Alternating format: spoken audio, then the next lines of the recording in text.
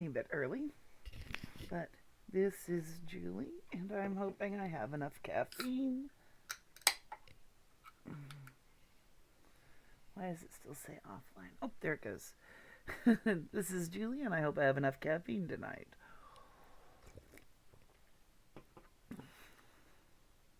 Yeah, I don't like the grape as much.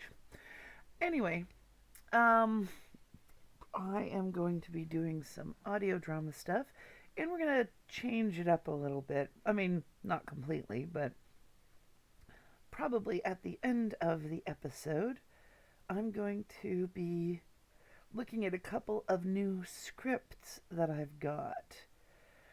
I've been going through some of my old scripts, seeing what would work as far as um, for some new shows, some short pieces that I want to put together. And I might end up reading one of those. Woohoo! Well, it helps me if I have an audience because if I have an audience, then I can get some feedback. And also, it's weird. It's a lot easier to perform if you know somebody's listening. Until then, I am going to go on with The Teeth Within. And what that is in here somewhere. Of course not. I opened too many scripts yesterday, and I have to figure out where I am. Yeah, in a fit of excitement, I started going through old scripts looking for, old half finished scripts, looking for ones that were at least a little bit close to being doable. I mean, some things I just have literally just an outline, some idea I woke up with, and I went, oh, this would be a great little bit. I need to build around it to make an actual story. But I have a number of things that are actually really close to being done and would be really good. I figured maybe I could pick 6 or 7 and try to do them of the full length ones and try to do them as like a comeback season for 19 Nocturne.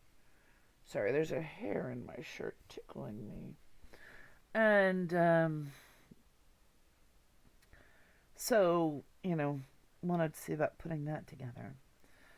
And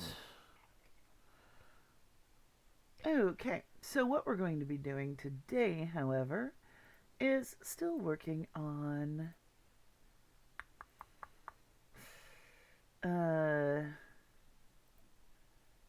I need to rearrange some of this stuff. Actually, this would be the time to do it. Um,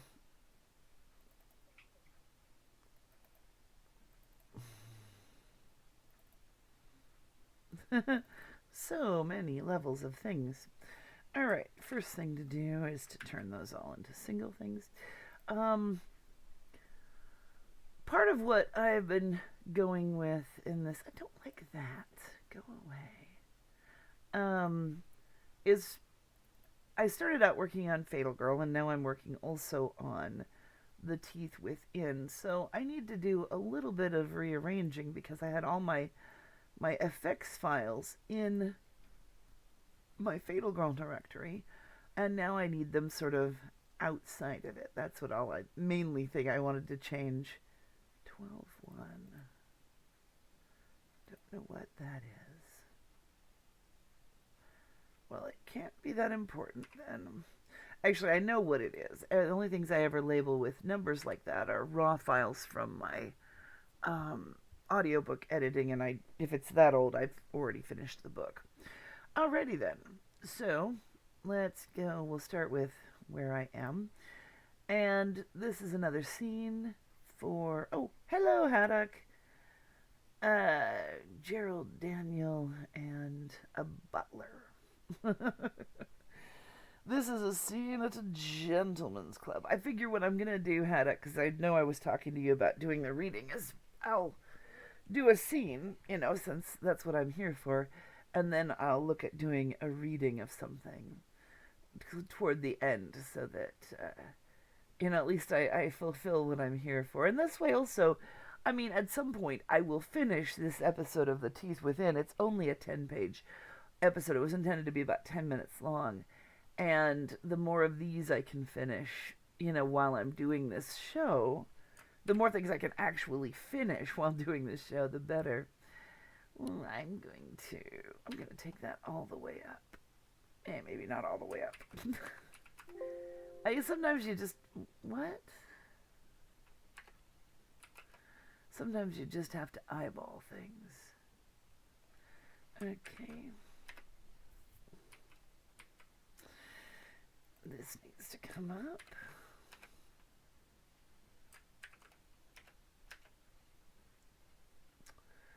And as you can see, this is a 3-person scene. Let's see. This is set at a men's club, and I'm going to have to deal with the voice issues from the first scene again, because I'm pretty sure Daniel still sounds just as weird. Let's listen. There's delicacy that I thought I might broach with you. Yeah, we still got that weird echo, but I think I can take some of that away using the high-pass filter is what I did before. Not just here. Any of our fellow clubmen might walk in. He's still got the weird echo. But there's a couple things I can do to compensate for that. At least it did take a little bit of the edge off with the high pass filter. By comparison, Gerald is he's got the echo. Gerald's got... Daniel? Oh. Daniel. Yeah. He always gives me at least one hysterical reading of things. Well, the easiest one to choose is going to be the butler. The butler's got, 2 lines. Port, sir. And again, we've got a high-pass filter to do on that. Otherwise, the butler's going to sound like he's right inside our head and everybody else is across the room. Port, sir. Port, sir. I like that one, but I'm going to have to do a little pop on it. Of number 1? Yeah.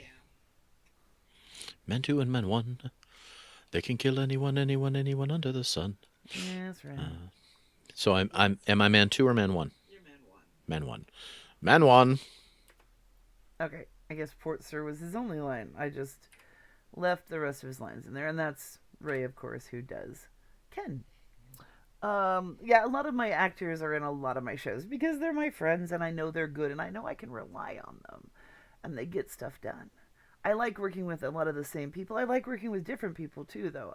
I love getting new people involved and giving them a chance to try something. In one episode, it was so cute. I used to work at a law firm and I was talking about this to one of the lawyers once, and she came to me and told me that her daughter had listened to my show. And then she very, very, she was like, do you think you'd ever need my voice? And I was like, because her daughter was, I think, 12 or 13, just at that age when mom's not cool anymore. And I was like, oh, you want to be on the show so your daughter thinks you're cute? Cool. It was so sweet. It was super sweet. And I let her be in the show, too. And I gave her a part. But it was just some people just want to try it or they just think it would be fun. And it's true, it is fun. And it's not a heck of a lot of work to do the acting part. That's the other thing, is that everybody wants to be an actor or a writer and nobody wants to do production. Which is one reason that I get stuck doing it, even though, I don't hate doing this part. It's just not my burning passion either. How do I turn these notifications off? I just don't care. Anyway, okay. So we've got Gerald to get through.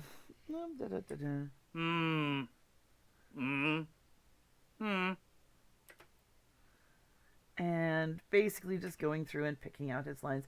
Actually, I'm going to go through and put it all together as I go. Brain damage. It's weird when I'm playing video games and then I come back to doing audio, and I'm like, which one makes the screen bigger? Oh, it's this one. No, that's the one from the game. Which key combination? You're like, oh, how do I make the screen bigger? Oh, that's right, I do this. No, that was in the game. Silly. Port, sir. Hmm. Alright.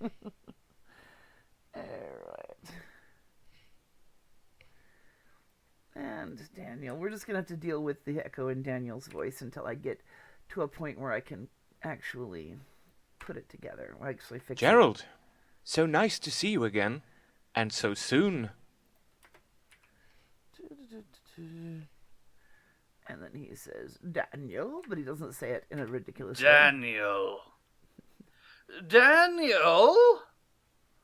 Daniel. Sort of mildly annoyed, not hysterical. Daniel. Yes. Hello. Oh. If you have a moment, I have a matter of the utmost delicacy that I thought I might broach with you.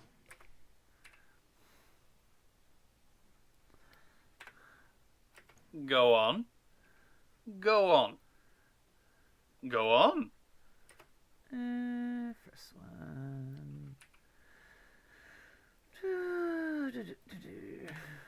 Not just here.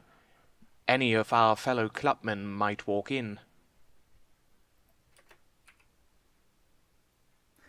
And what I'm doing to put space between things, obviously, well, I shouldn't say obviously, is just I've got it in my clipboard, some blank space, and I'm pasting it in. And it is absolutely vital when you do that to paste something in that you make sure that you've got actual blank space. You have to actually highlight it to copy it, and then hit blank it out, make silent, and then copy it. Because if you just grab any old space, it could have something in it, and then all through the entire scene you'll hear it's like a every time you hit that point where you pasted it. And you have to go through again and chase them all out. It's really irritating. Not sure if you accidentally copy something with a tiny bit of sound in it, you'll hear it through the whole episode. We've all done it. It's just something to remember to not do. Okay. Any of our fellow clubmen might walk in. What is this in regards to? What is this in regards to? What is this in regards to? No. I pushed the wrong button. Paste. Far be it from me to think you need any help, but as a friend, I wanted to suggest a young lady to you. I used to have something I could do to get rid of some of that noise. What was it?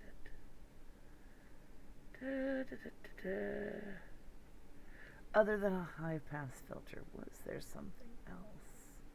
I might just high pass filter him again. A little harder, but we'll get to that in a bit. I'm trying to remember. I've accidentally found answers to some questions from time to time. For what purpose? For what purpose? For what purpose?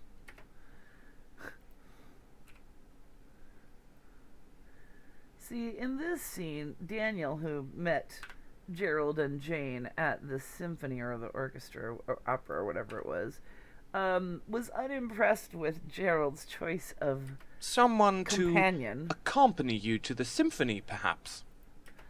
and is trying to put a word in his ear about a better mistress. Oh, what a dilemma. I'm trying to help you. My wife quite enjoys the symphony. My wife quite enjoys the symphony. My wife quite enjoys the symphony.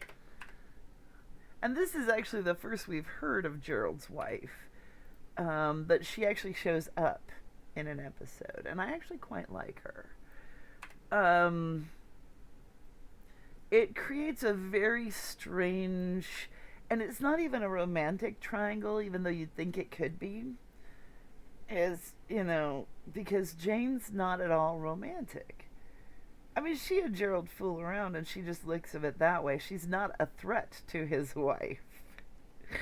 And which is a very weird sort of Musical attitude. entertainments of a lesser sort, then, perhaps. Come, Gerald. You're perfectly aware of what I mean. And I mean, because in the Victorian era, it was totally accepted, socially acceptable, as long as nobody ever had to hear about it, for a gentleman to have a mistress. In fact, it was practically assumed that he would, and the only problem was when it either became like a public knowledge, like everybody had to admit they knew it, or if the mistress I raised suppose issues. I am, but I am already fully staffed in that department as well. I suppose I am, but I am already fully staffed in that department as well. I like the first one. Oh, pardon me. But the idea that, that he's got this. That creature? She's good looking enough. Seems to have most of her teeth. But how can you stand her company? That braying voice.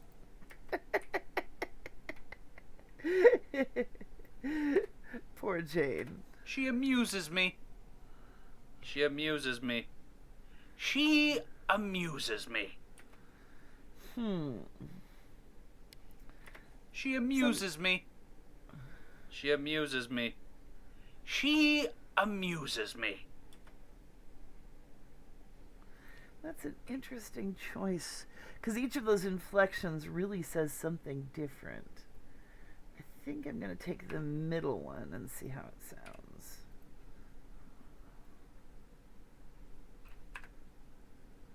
That braying voice. She amuses me. Ah, yes. You said. She must be double-jointed to be that amusing. Now he's being crude. But it happens. Even in the Victorian era, where everybody was so polite and so shirty about naughty bits, men still got raunchy in the club. Saku e sogu, old man. Saku e sogu, old man.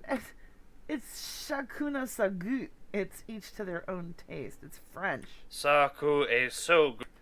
I'm not even going to leave it in. He pronounced it totally wrong. Let's see. What can I do instead of that? I wrote it out phonetically, too. Chacun a son goût. It's like, dude, it's not, it's chacun a son goût. Each to their own taste. It's French.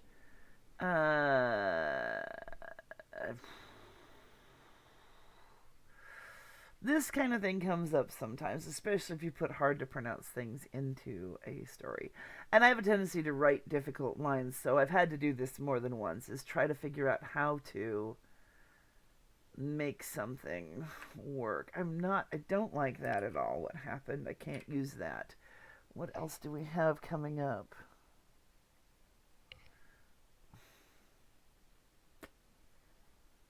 What can I do? Let me think about it. I need to mark it, though. To do that, to open up a label track is just Control B. And then you have to just type into it. So, I mean, if it wasn't so long ago, I could still go back to the actor, but it wouldn't sound, the recording wouldn't sound quite the same in anyway. case you ever change your mind. Even if I had something just like a heavy sigh or something, it could go there. I don't take cast-offs. I don't take cast-offs. I don't take cast-offs. I don't take cast-offs. I'll take the first one. In other words, It's rather more like a placement agency. Consider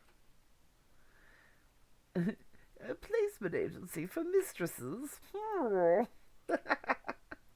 A what? A what? A what? I'm gonna keep him quiet on that one, and then bring this over and got the Consider it. They're quite extraordinary. Wedgway put me onto it. Okay. So now I'm going to save this as the edited version, which I keep forgetting to do, but I know I've got this whole set of files saved a number of times, all the teeth within ones. Part of the problem is that they have been running around in circles with me sending them off to people hoping they'd work on them and then not getting done. And that's understandable. I mean, again, production is the longest, hardest part of making audio drama. And the most thankless in a lot of ways, because unless you're super good, like Jack Kincaid, who does Edict Zero that I work on, that I'm in, the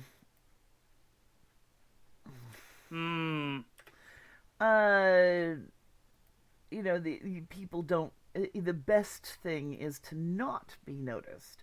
In other words, a lot of times the best you're gonna get as a Jack. as a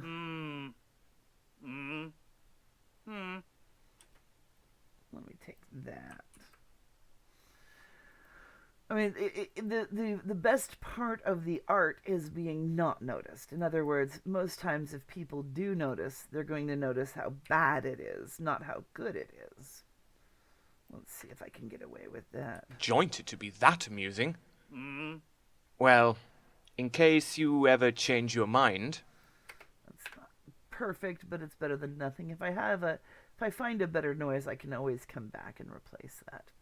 So, but yeah, I mean, the art of production often is what nobody hears because they don't hear anything to complain about, which isn't the same as complimenting you. Now, let's see.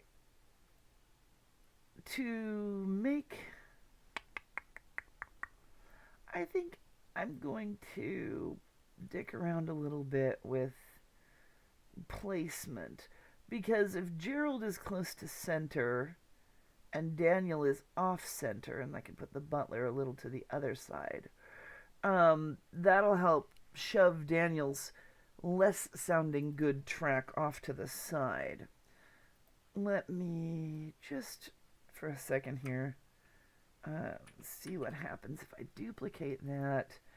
I want to run the high pass and see if I can fix this at all. Gerald, so nice to see you again, and so soon.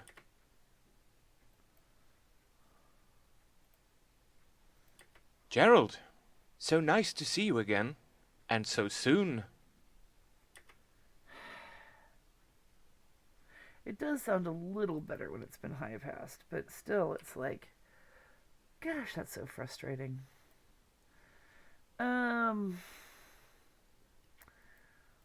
What would I have used?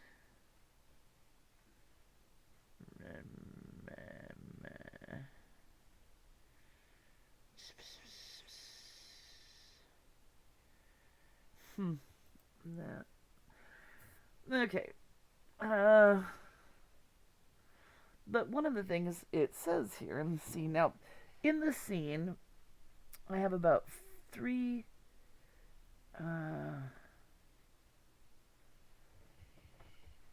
four sound effects. So let me go find those. But I also have some music. Oh, did I mention already that I'd gotten in touch with the musician whose music I used in the restaurant scene with Chiyoko and Hyde? Because he was very pleased that somebody remembered him and was more than happy to let it be used. And I might use more of his music in that episode, just because I like working with enthusiastic people and people who are happy that, that stuff is getting heard. I would never approach an artist and ask them to do something for me for free, but asking if you can use works of theirs that they've already made available isn't, I don't feel so bad about that. If someone comes to me and volunteers to write something, that's a whole different thing. But yeah, there's too many people who want artists to work for free, and it's really unfortunate that people. I mean, here I am doing stuff for free, obviously, and that's probably not a good thing. I'm gonna move the Clockworks effect that I. Well, no, I guess I'll keep it here because I'll use that again someday. Um, I want 2 folders though. I don't want to go that far. Come on. There it is. I like having a separate windows when I'm copying over effects. So I'll go into my effects and extras. I really need to sort more of the effects I've got because I have a couple of bundles that I just bought of sound effects, and I need to work with those more because they are paid for, and I do like to use paid for stuff, especially if I start doing work that would be paid for.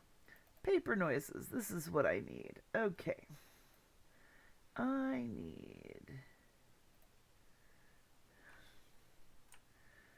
what I need is a newspaper, and I need a business card.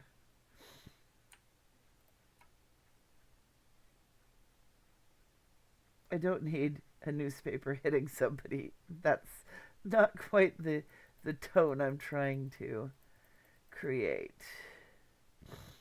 Let's see. Books.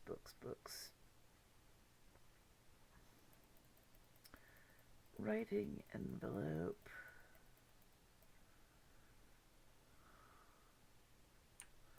Newspaper.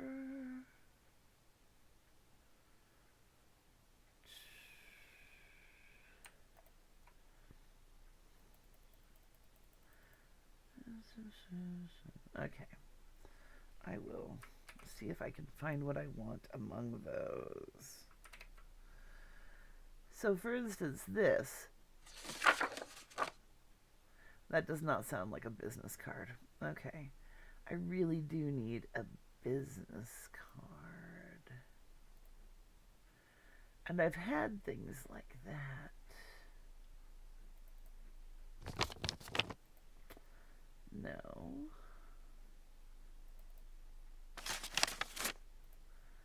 No.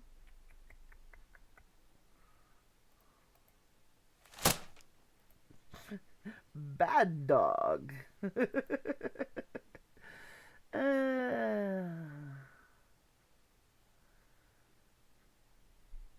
I know I've had it.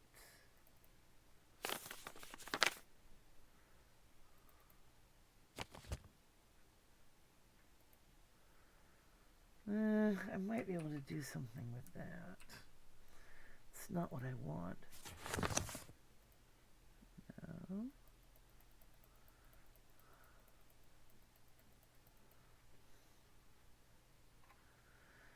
Turning pages, folding, paper rustle, not ripping anything or wrapping paper, paper bags, definitely not. Well, poop, that's annoying. I swear I've had one. I don't suppose.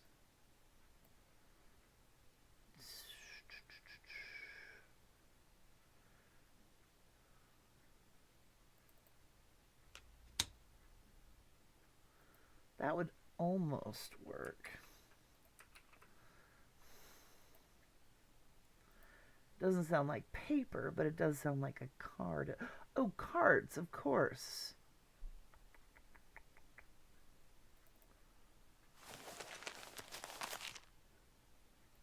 I like that.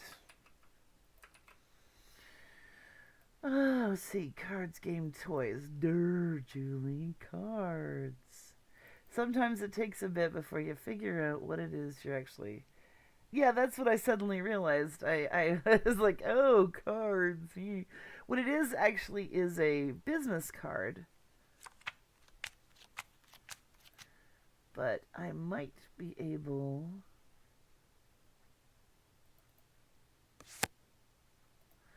Yeah, to deal with some of these sounds. Because it's in this scene. Hello, Ironstone. In this scene, Gerald's reading a paper. This guy comes over and talks to him, even though he's obviously busy. Kind of insults him in a obscure way because he's calling Gerald's uh, mistress a screaming harpy, except for politely, and then gives Gerald a business card. And oh, I know what else I wanted too, which is this.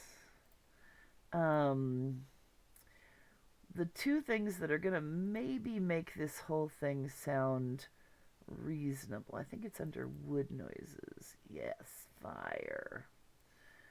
We need a fireplace. Oh, I have a compiled fireplace. Well, I'll take that then. And I need a music of some kind. I'm just gonna put something in for now because I don't have anything selected at the moment. Oh, mama, wake up.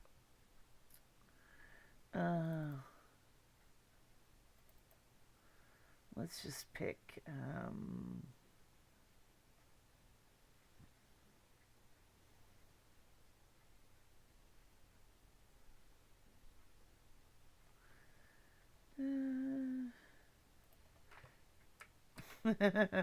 that would be funny. Okay. Is that... Oh, it's a MIDI. I think I can work with MIDIs. Well, anyway, let's start with this. I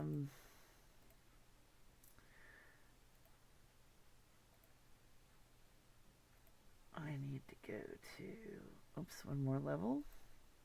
FX. Open up one of these. I don't think that's what I want.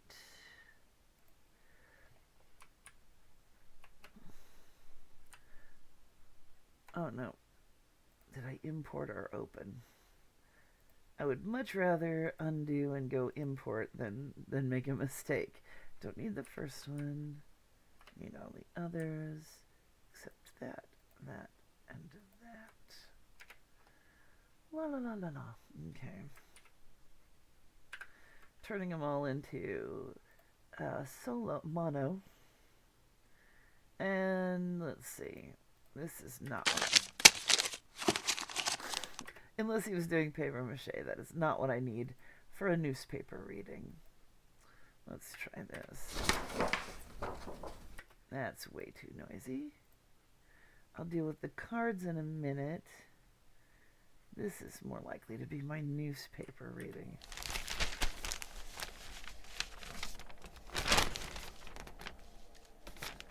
And yet it's got an underlying sound to it. You can hear that. I could use a little bit of that, but I'm going to have to do something about that noise, which is probably just a high-pass filter. Hopefully that'll take out most of it. It doesn't, but it takes out some of it. And the question is it worth cleaning just to get rid of that sound? Oh, I could try. Just a second. I'm such a perfectionist sometimes.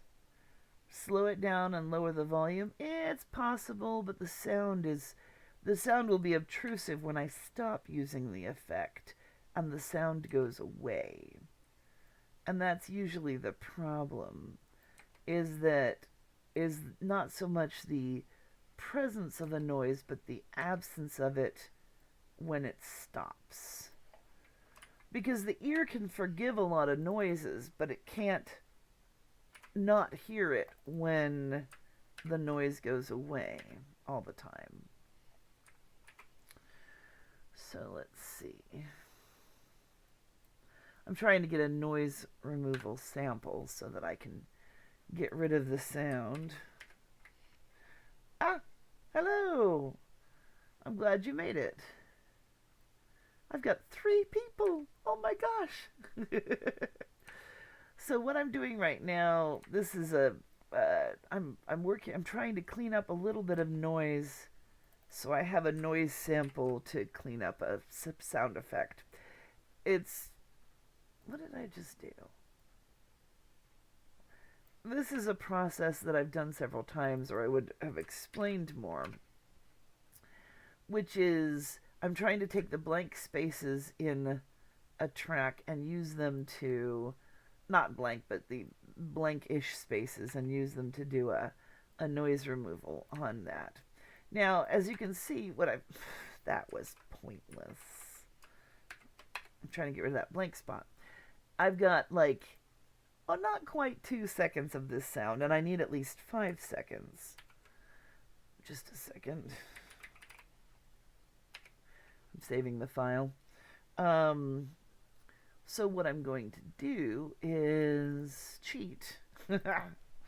Copy that 2 seconds and paste it a couple of times so I have more than 5 seconds.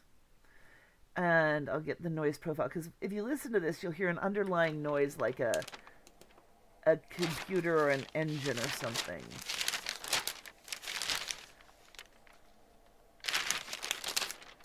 Now let's see if I can make that noise go away.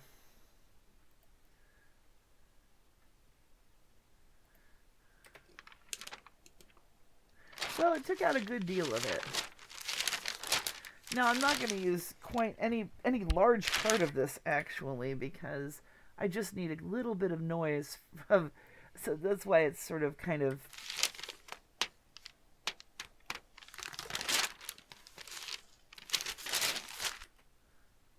I think I'm going to use this part. Actually, let's just start with this part. Okay. And I'll go back over to the scene. We're going to put this into Gerald's. I'm going to move Gerald down and put it down here. The moving down is just for my visual convenience, to keep the sound effect next to him. And I'm going to put that there. This is next to his voice. And then I'm going to... I need one other thing, which is him... putting the paper down. Stop, I didn't mean play again. Let's see here. And I'm going to put that, got to get the other cursor. If you ever wonder why you can't do something, your cursor won't let you, always in Audacity, always go up and get the selection tool. That's one of the simplest little mistakes to make, and I've done it so many times when I was starting out. I'm like, why can't I do this? Well, that's why. Always check your cursor first. Okay, so I'm going to turn this off, and we're going to... Oh, and the other thing I wanted to get was the fireplace. There's my fireplace. That's an effect I compiled out of a bunch of fireplaces at some point. And I am going to make that mono, and I'm going to move it, let's see.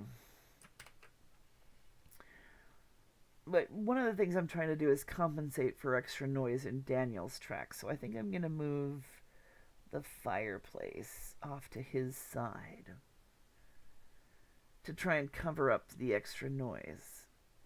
Okay, so let's see how this sounds so far, just this first part. Port, sir.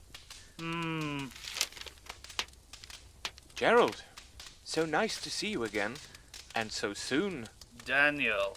If you have a moment, I have a matter of the utmost delicacy that I thought I might broach with you.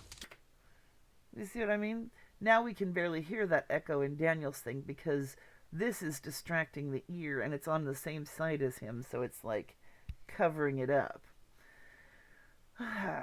Okay, now I actually think I want... this mostly on his voice, not after it. Okay. And yeah. And then just 1 second. I can import a MIDI. So let's see if that works. Wow! I don't even know what that is. Port, sir. Gerald. Okay, that's a little too fun for today. I'm gonna try that in a later. But it's cool that I can do something with MIDIs now. That's also a little too cheerful for a gentleman's club. It needs to be something a little bit more respectable. A little late for it too, time-wise. This is Victorian. I mean, I could have a gramophone, but it's unlikely to be playing something like that. Just for a second though. I wonder if I can convert it, because I've wanted to be able to play around with some of these old, because what it is an old piano roll, this particular MIDI, and I've got a ton of them I found online somewhere that I can use for stuff. I mean, they're well out of copyright, and that's why they have a piano, because it's an old piano roll. I mean, the songs are well out of copyright, and the piano rolls are well out of copyright. Oh,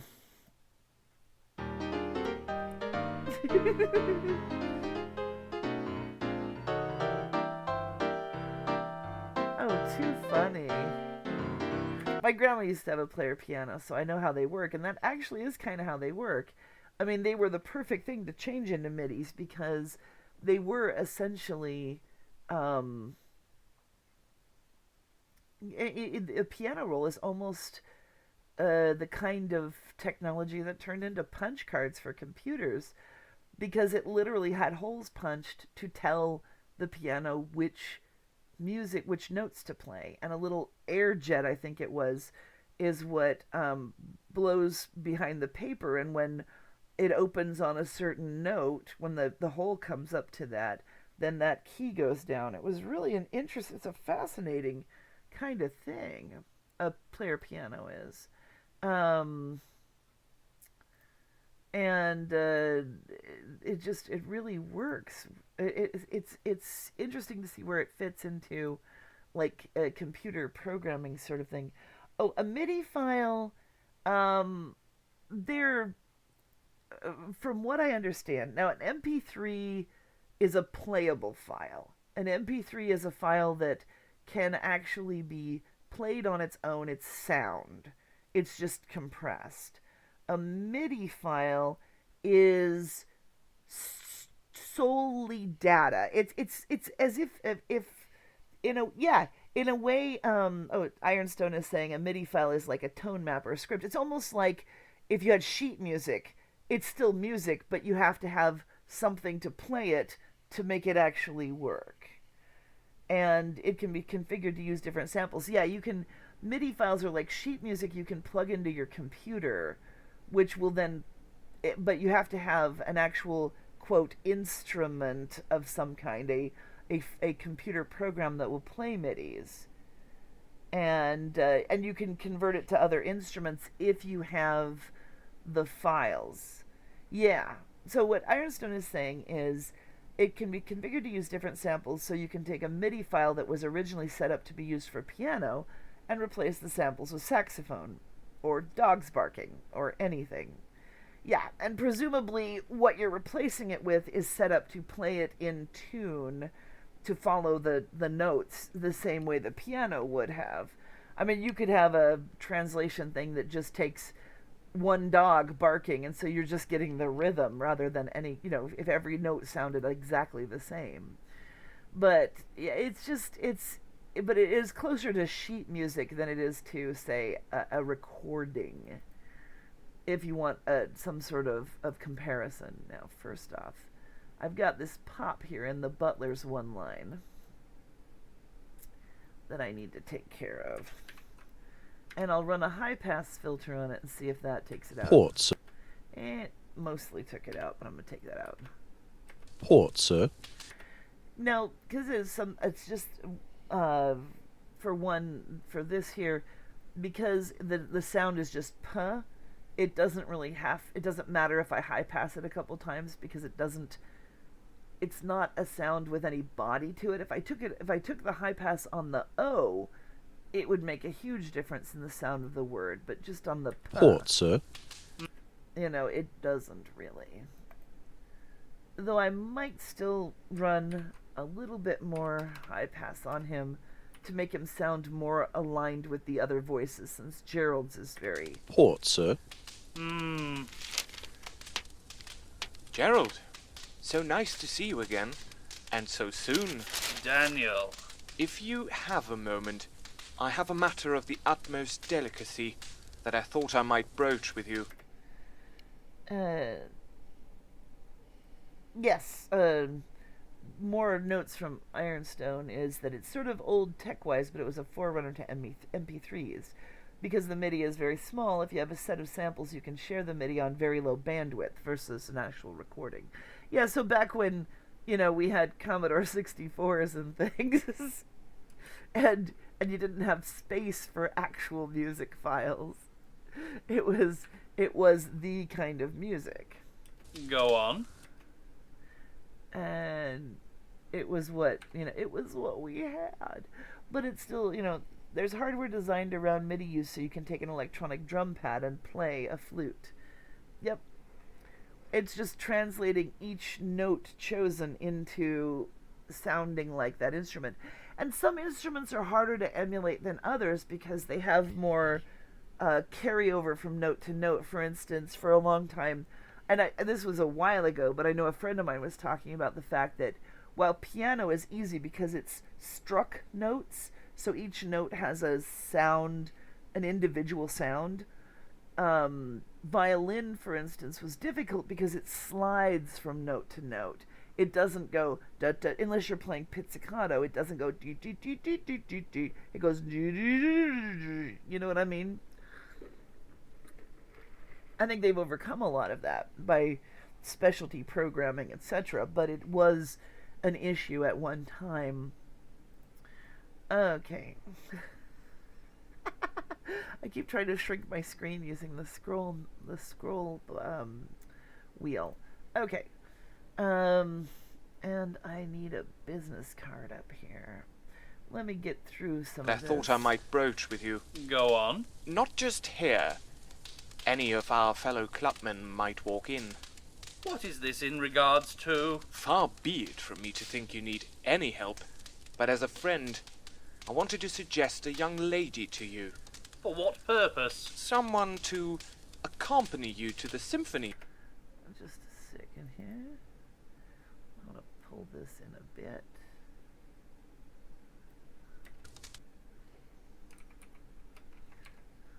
For what purpose? Someone to accompany... Oh no, it's good it's good instrumentation. It's good information. And it is, and MIDIs Someone are one way to get certain kinds of music. Someone to But accompany you to the symphony, perhaps. My wife quite enjoys the symphony. Musical entertainments of a lesser sort, then, perhaps. Come, Gerald. You're perfectly aware of what I mean. I suppose I am. But I am already fully staffed in that department as well. That creature? Creature? keep that in a bit. She's good-looking enough. Seems to have most of her teeth. But how can you stand her company? Take that up a little bit. But how can you stand her company? That braying voice. She amuses me. She amuses me. Ah, yes, you said. She must be double-jointed to be that amusing. Well, in case you ever change your mind... I don't take care. And this is where I will have the business card for him. Um, for anyone who wasn't here for the earlier scene I put together, this is from a mini series that follows on Bride of the Minotaur and Splinters of the Gate, and Gerald took Jane to an opera, and Jane was underimpressed. But they ran into Daniel, this gentleman, and his mistress at the opera, and of course, uh, Jane was less than diplomatic, maybe, but I mean, he's not. She's not. They're not together for the. Let's see, what's the one I needed? Cards dealt, money, bill. I think this is it. I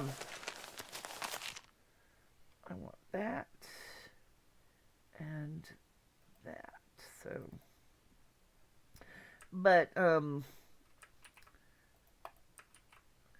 the idea is that, Victorian gentlemen almost all had mistresses, and that was an acceptable thing, but you didn't have to have one that was as low class as this one.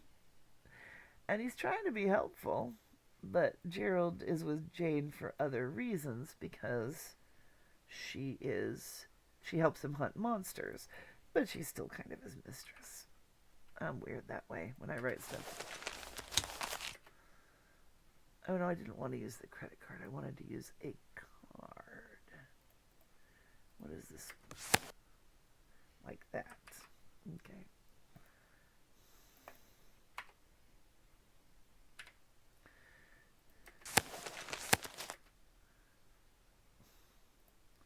Help if I remember to unsolo it. This is where it comes in handy to have it turned on over here in Edit Preferences to use simple instead of multi-track, but since I'm highlighting 2 different tracks, I can't do that with simple. Oops. Anyway. Oh, yeah. Thank you. Yeah, that was. I love Bride of the Minotaur. I love the fact that I've got this heroine who isn't a classy heroine. And for Victorian times, everybody wants to be the lady, everybody wants to be the whatever, and it's like, no. And she's not only this gutter snipe, but she's also perfectly happy doing what she does. She's not trying to marry up or anything. She totally has, I mean, even if she and Gerald are fooling around, it's not a romantic thing. She's not romantic about it. It's purely like, friends with benefits. Change your mind? Yeah, it sounds okay. Case you ever change your mind, I don't take cast-offs. it's rather more like a placement agency. A what? Consider it.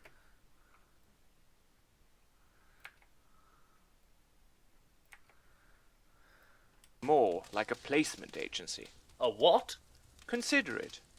They're quite extraordinary. Wedgway put me onto it. Mm-hmm. Yeah, she's just there. She's, she gets it done, and she isn't ashamed of who she is, because she knows she's got a place, helping fight monsters, and it's not a, yeah, Crump of the Devil is many people's favorite episode. I had so much fun with that. That's actually based on a real person, in a way. I mean, not like any direct way, but I had a friend in England, a crazy old lady, who one day told me she was trying to get her old biker gang to beat up her daughter's abusive husband, and I went, oh my god, there's a story in that.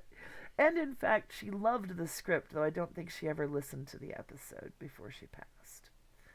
But, yeah.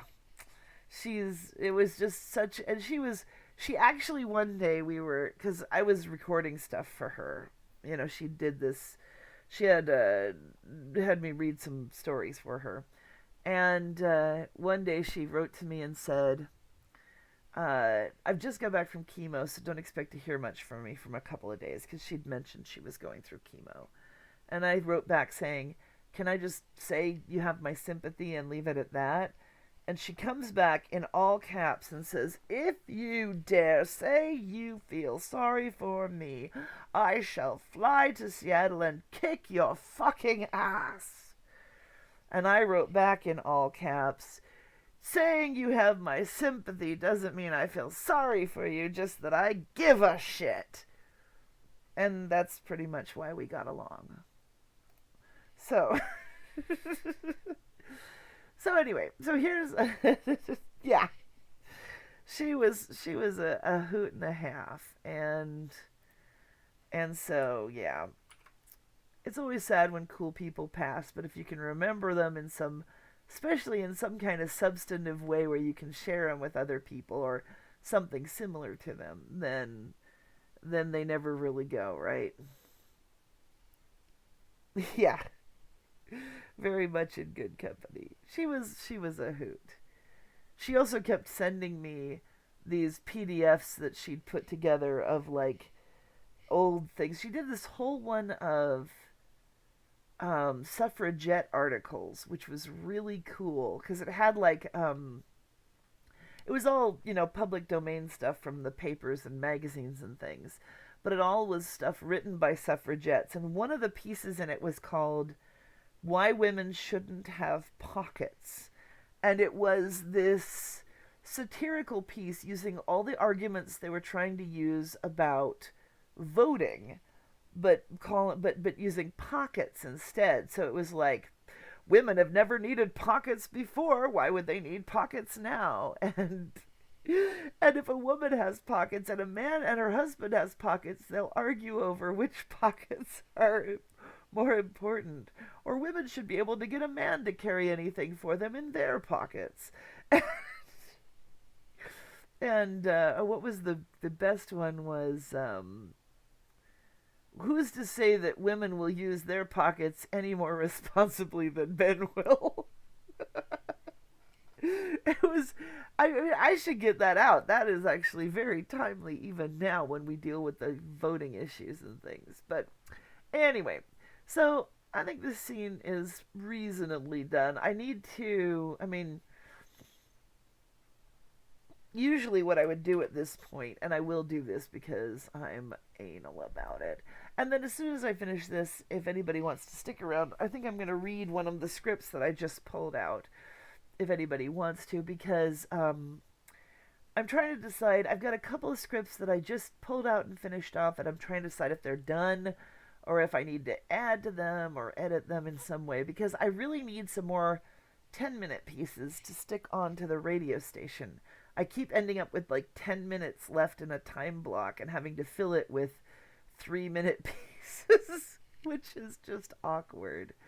There's other things that I'm going to put in there and stretch them out, but for the moment at least, it's kind of crazy making. So what I'm going to do, I've saved it. I'm going to save as, and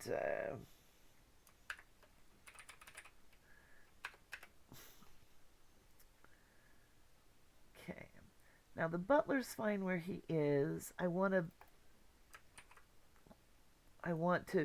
going to do is I'm going to merge each of the characters with their effects.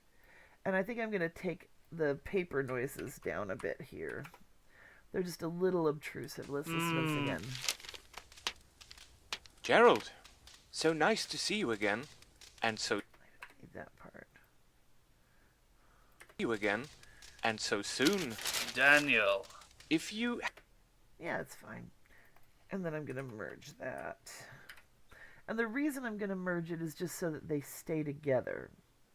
And that's Gerald merged.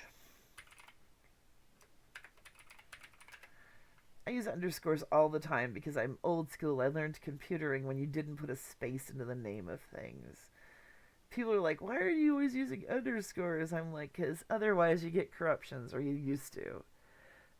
And this also I think I'm going to take down just a skosh. Let's listen to In that. case you ever change your mind. I don't take cast-offs. Okay. And then I'm going to merge those. And put Daniel back over here and Gerald here. 20. If you have trouble adjusting these ever when you're working in Audacity, you can double click on it and just type it in. Or work on a bigger slider here. Because sometimes they can be a little touchy, but it should be fine. So what I want to do then, I'm going to... Oh no, that was actually, I'm lowering the volume. The top one is the gain, which is volume effectively. The bottom one slides it from left to right in the headphones. And I've got them both on one side. I've just got, oh no, I've got Gerald way over. That's my problem. I'd have heard that the minute I listened, I hope. I've got Daniel well over to the side because I want him closer to the fire. Because there's a problem in his sound. Matter of the utmost delicacy that I thought I might broach with you. He's got this weird Not echo. just here. Any of Do you our hear fellow it? clubmen might walk in. He's got a weird echo, and so I'm compensating for it by putting him next to the fire noise to make it harder to hear. Matter of the utmost delicacy that I thought I might broach with you. Go on. Not just here. Any of our fellow... So the fireplace is running interference for his sound. And that's why the fireplace is like 80% right. He's 50% right, and then Gerald is 20% right. So this scene is mostly happening in the right ear, apart from the butler, who's off to the left a bit. And when I add music, I might put that off to the left as well to also balance it. A lot of times I'll use different underlying sounds on opposite sides of the soundscape to unbalance it when I need to compensate for the voices not sounding perfect. It's really hard when you have imperfect voices and there's no way to put anything in to compensate for it. Like if you have two people in a room, nothing else, and you're going, well, But a lot of times I'll end up compensating with something. I'm just going to go grab some classical music and throw it in on the other side. Let's see. Griff. Come on, Griff. Griff. Music. Genres. Classical.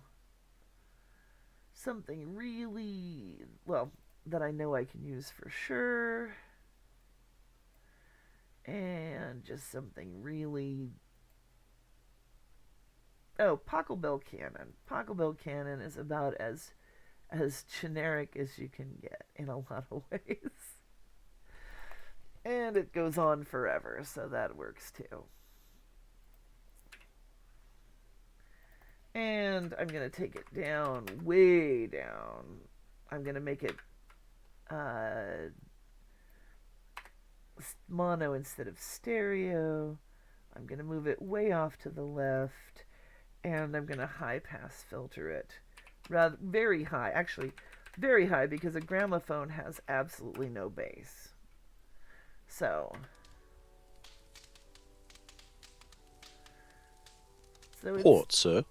but that adds the touch of class to Gerald, show where so it nice is. to see you again. And so soon. Daniel. If you have a moment, I have a matter of the utmost delicacy that I thought I might broach with you. Go on. Not just here. Any of our fellow clubmen might walk in.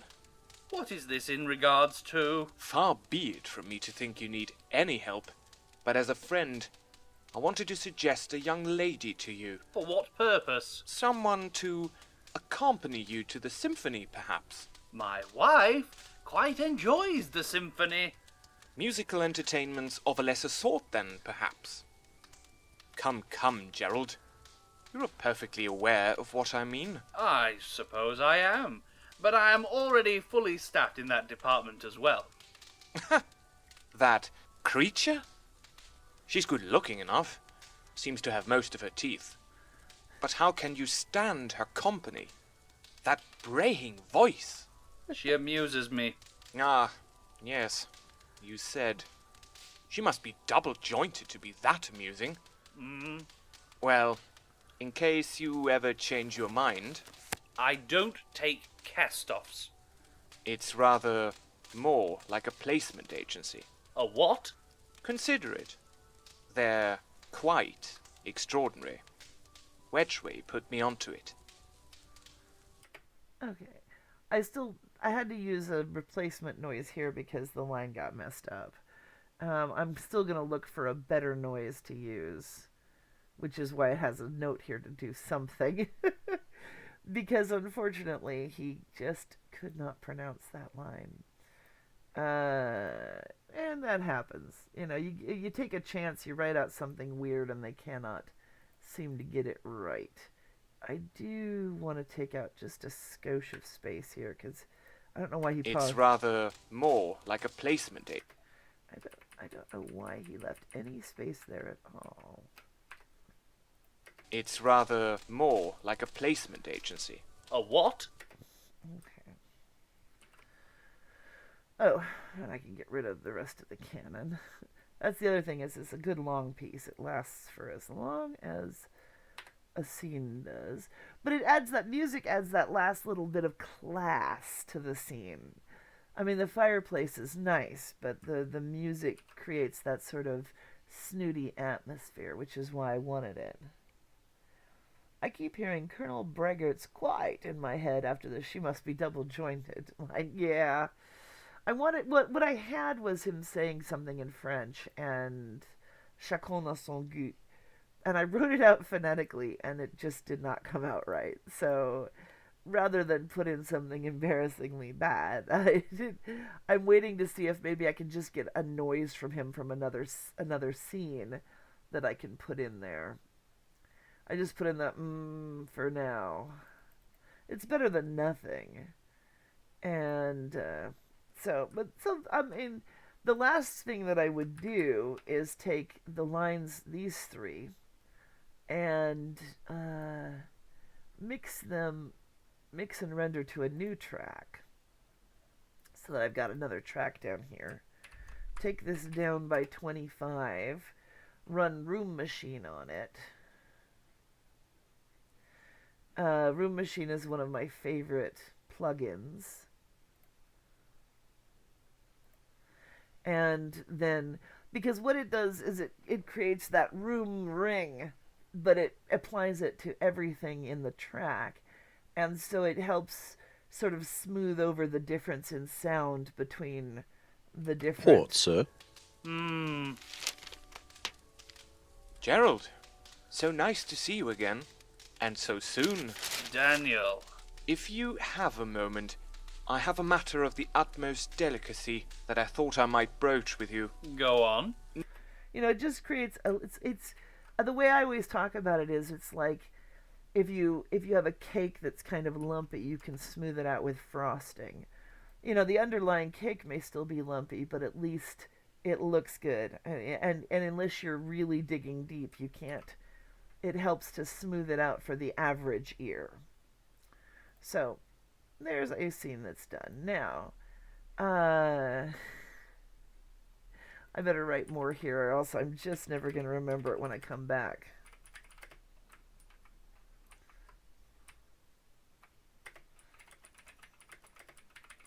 Of course, when I do change this, I'll have to redo the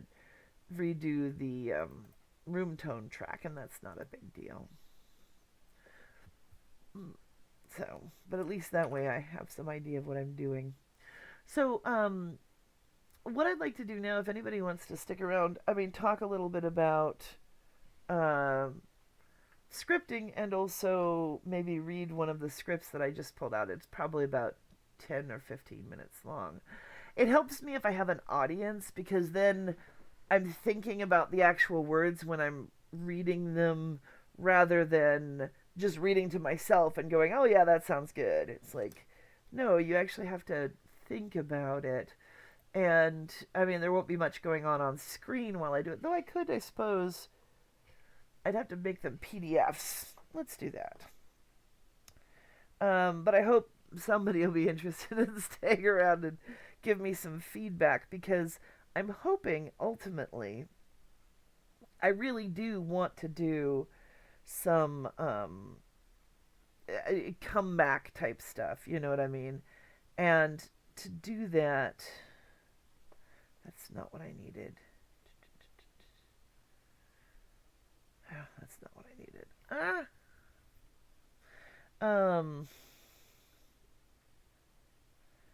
Hancock working on.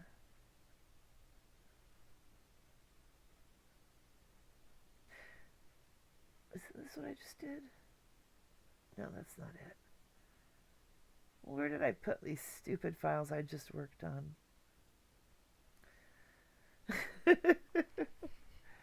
Oh, come on.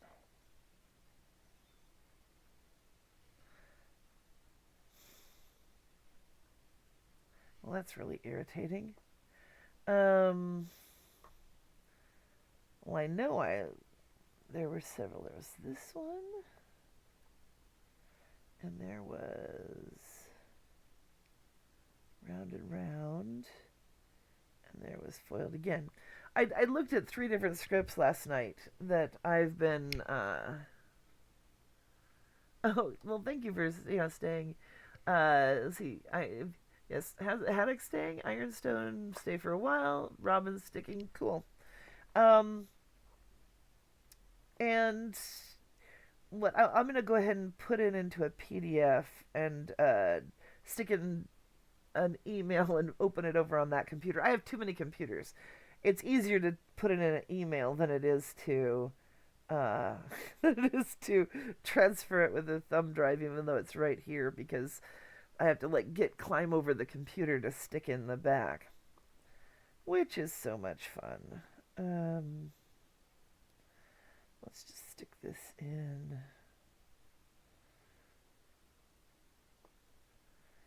And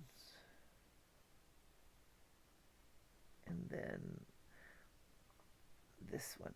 The one that's really odd, I want to go do first, because it's one I came up with, and I started to see a lot of these are ones that I started years and years ago, and it's been very, a ton of time since I started them, and I got, some momentum, and then I dropped it for a while. And I have some really awesome scripts started. Yeah, if I have them hooked up to each other, but I don't yet. I mean, I could do it with Dropbox too, but I haven't done Dropbox on the one that I'm currently on with the demos. So wait, I lost my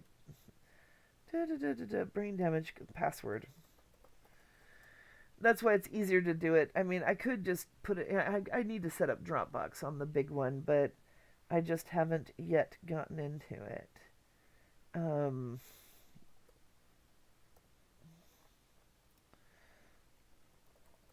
Should have thought of this beforehand, Julie. I know. I'll get everything arranged at some point. That's what I always tell myself. And myself laughs. And let's see. But yeah, someday I'll get them all networked up, but I've got 14 laptops. No, I've got 7 functional-ish laptops. I did not mean YouTube, I meant Hotmail. Stop that.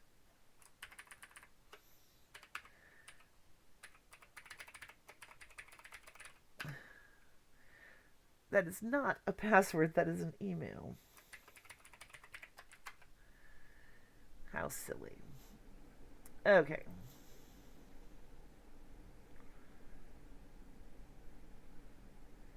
I'm going to download them individually because they're PDFs. I don't know why it wants to download them as a zip file or something.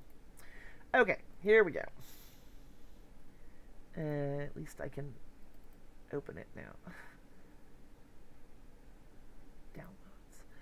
This is all new. This is my only Windows 10 machine, see? I don't have a LAN. I'm not that high tech yet. Oh, now tell me you... Oh, good. At least you can open PDFs. I was going to say, now tell me to go get Adobe Reader. I'm like, oh, it has to come with Adobe Reader. Don't be stupid. Shut up. No thanks. Okay. So this is one of the... This is the weird one. Yeah, I'm one of those who just... I'm like, punch it until it does what I want it to do kind of things. So, there's also a contest right now for one of the, some friends, some of the people I know in audio drama. I think they're out of England. I mean, I think the contest is out of England. The people I know who are working on it are out of England. But they're looking at doing some live performances of some shows, and, I mean, of audio dramas. You know, live performance as in standing there with scripts, not acting it. But, then, and getting it put together by another group. And the thing is, it's funny, I bitch about doing production, but I still want my shows in my shows. You know? I mean, I'm, see, 2008, that's when I started this script. That's how old it is. That was when I started running out of steam, I think. So anyway, this one, so did you have any trouble finding it? What do you mean, what kind of a place is it? Why, it's a commuter bus, can't you tell? We hear bus noises under throughout. They never seem to change. All voices are internal monologues except those on the PA. So, we apologize for the delay. Due to an accident, this bus has been rerouted. The bus will make no stops until it returns to its regular route. Thank you for your patience.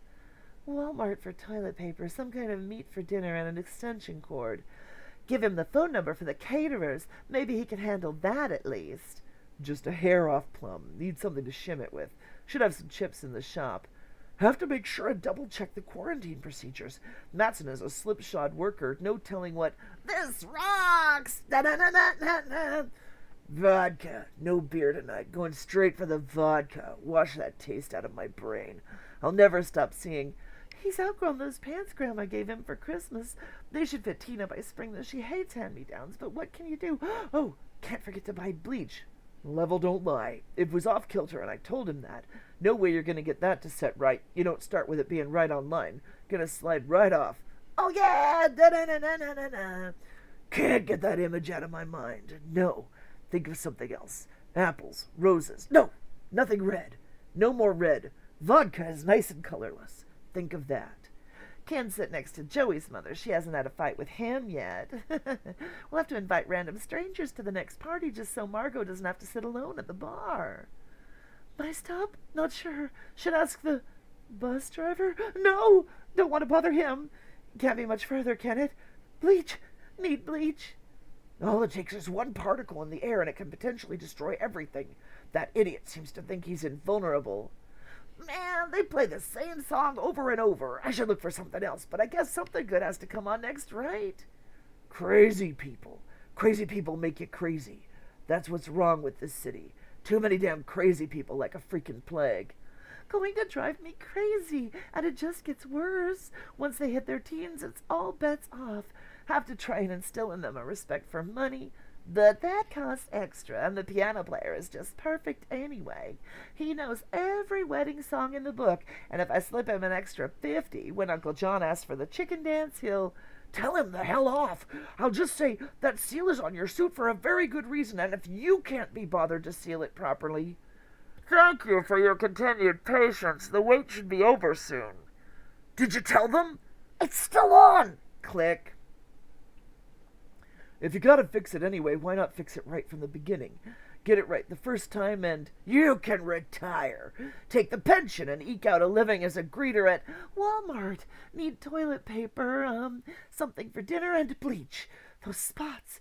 Have to get them out. Have to. If I don't, Everyone will notice. Makes me look like I'm overcompensating, and I'm not. I just want to avoid conflict. Too many fights already today. No more wailing. I wish I could get up and dance. Yeah. It's aggression, then bleeding from mucous membranes, then no, I know this one. The final stage is loss of dance. I can't stand that song. No matter what anyone says, any stain can come out. Cold water, some seltzer, peroxide, bleach. Can't let it set. Have to keep level, even. Don't want to tilt. Get out of my mind, you little bastard. It wasn't my fault. I couldn't touch you. I couldn't help you. Thank you for your patience. Are they still under? Seems like it. Think it'll help? How the hell am I supposed to know? Oh, shit, you shoulda... Click.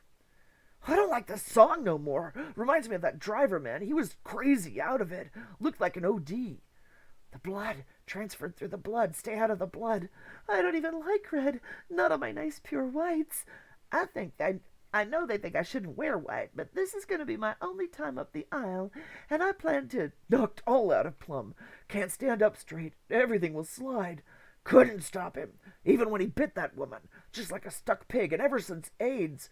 More virulent than rabies. Screw vaccines. No 15 shots to the stomach anymore. One shot to the head. Only way to be sure. Maybe we can set up Margot and Uncle John to keep it contained. That's what they said. All they can do is, are the tests back? The mic is on again. They don't hear. I've been watching their vitals. Such as they are under the nerve gas. Tests came back. And? Not good. One's already flared. Shit, this music is shit. Why can't the damn Spotify pick me something else? I thought we caught it in time. Put them into little bubbles at every table. Much better than rice, less messy.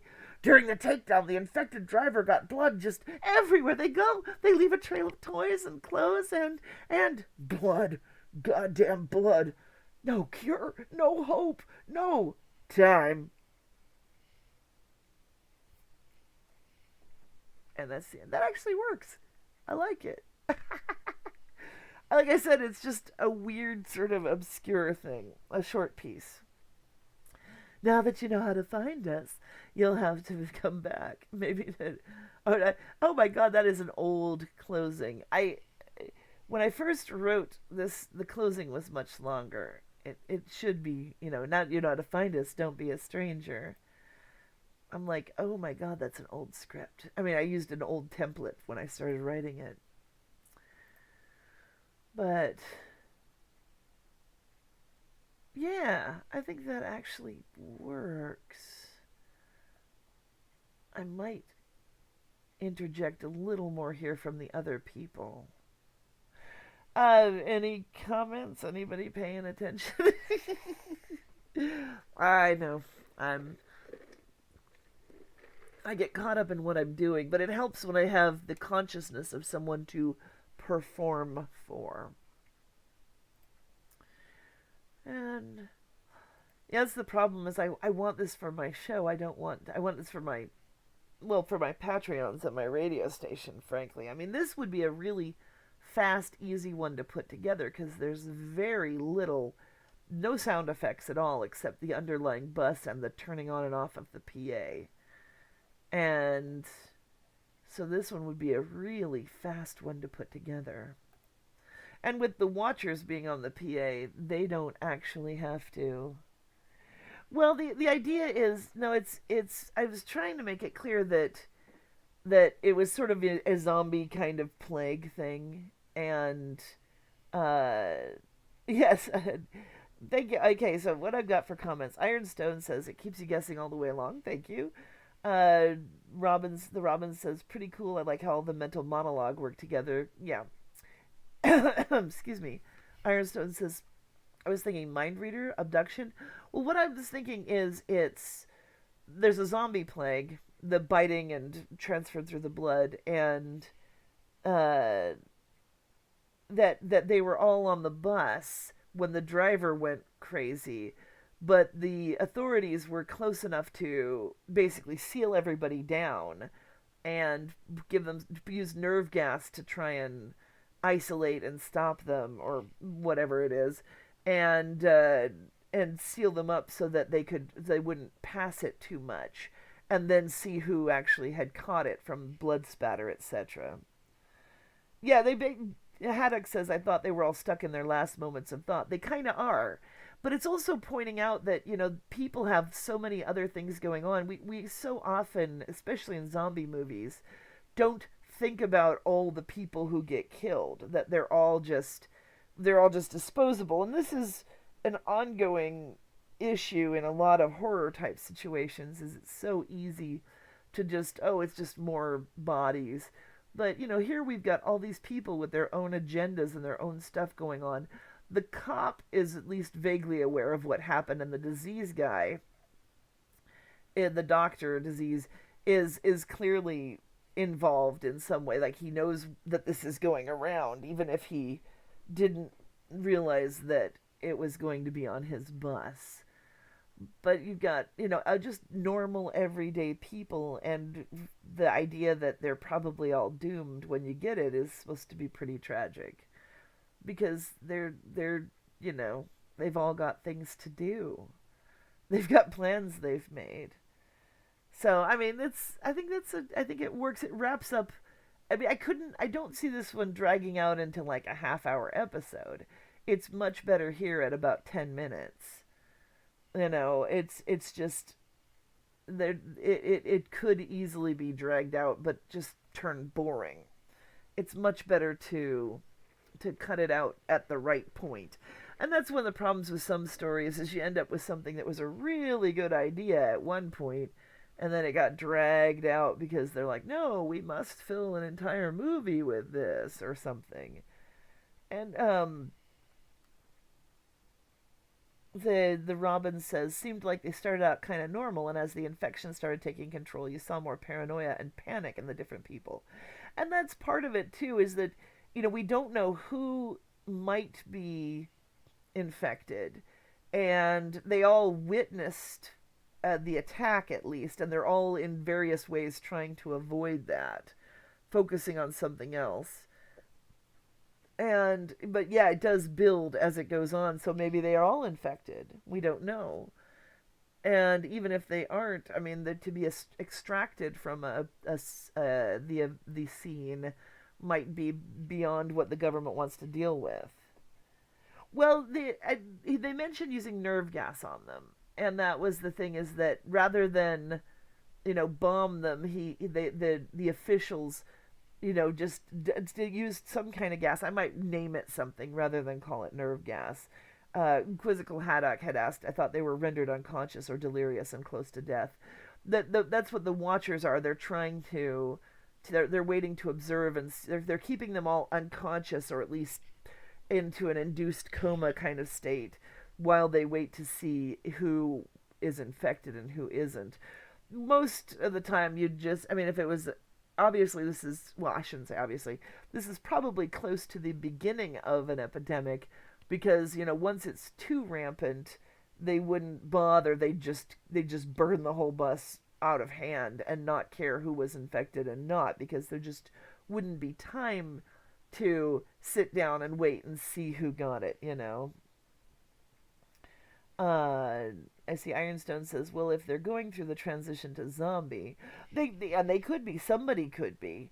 It might be that, some of them aren't yet. And it all depends on how the plague works. I mean, and how we get a little bit of information on that it's transferred through the blood, that, things like that somebody got bit and it was a woman, but we don't know if it's one of these women or someone else. And Robin says exactly, trying to eradicate it, but that's why you burn everything rather than give anyone a chance. While Ironstone says it'd make sense that nerve gas would slow animated down rather than kill him. It depends on how it works. How the zombie virus type thing works, because a lot of times there's a lot of debate on things like that in all of the zombie games and movies and things. Yeah, inhalation of arterial spray, and that could have happened. He did mention if it gets in the air like that. He might have been talking about something else, but they've clearly they were all within range, because except possibly the wedding one, she doesn't seem to have much consciousness of it. But the children one is all about, getting stains out in the red, and the woman with children, while the cop is all not red, clear like vodka. So different ones are likely to have been closer to the actual incident or not. So yeah, I think I like the way it turned out. I just did like the last 2 pages last night. The rest of it was already written long ago, and I was like, I should wrap this one up. This one could be good. But that one would be a nice 10-minute piece for the radio station at least. I just, I've been putting together, making up different sound time blocks for the radio station, so that because it's so much easier just to program in 12 time blocks a day than 42 episodes individually. And I can mix up the time blocks. But right now what I did is I made up one set of like 27 time blocks with no repeats. And then I shifted them all around so they're all different, and made up a second set of 27-ish with no repeats. And that way I can mix and match those two without too much chance of things being repeated too close to each other. And but I still need more like in the 5 to 10 minute range, because that's where it always falls down. And so this one would be good. That's one reason I was looking at some of these, because this would be easy to put together too. I could put this together, and what I should do is that's what I should do. I should take this one, cast it all, get all the recordings, and this one also has the advantage of each of these different minds don't have to sound like they're quite in the same room, because they're all in their head. So I could use people with less than perfect recording setups if I want to. And but it would be easy to put together, and then I could do that as like a weekend live stream marathon or something. Just put the whole show together. It'd probably take a couple of hours. Since there's no sound effects, it wouldn't take anywhere near as long as it would take for a lot of shows. That might be fun. I'll have to think about that. But yeah, I think that one's a definite keeper. And no, I don't want to close all. I forget I'm so old school. So the other one, which is quite different, hopefully, that I want to go through is, I think I'm not going to title it Foiled again. That sounds really cheesy. And the other one was called Go Round and Round because of the wheels on the bus go round and round. But also because they're all going round and round in their head with the idea of what happened. The round and round one, the Robin said, for sure I'd like to see this one play out. Yeah, I think the round and round one is definitely a keeper. This one is a little different because it's did you have any trouble finding it? What do you mean, what kind of place is it? Why, it's a 17th century trial. Can't you tell? Are all present who would accuse? Aye, Judge. This court is convened in a case of the most severe crime. Oh, transit outbreak? That's a possibility, or replacement bus. No. Witchcraft! Witchcraft. Call the court, Bailey. This court will come to order.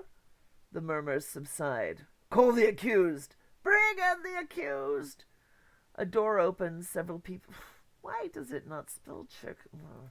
Several people enter. Witch! I'll clear you from the court, Kate Carlin. Don't think I shall hesitate.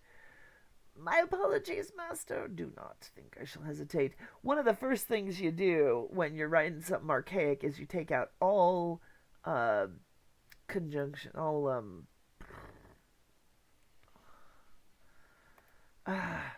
contractions. I could not think of the word. I was like, no, it's not a conjunction, it's a contraction.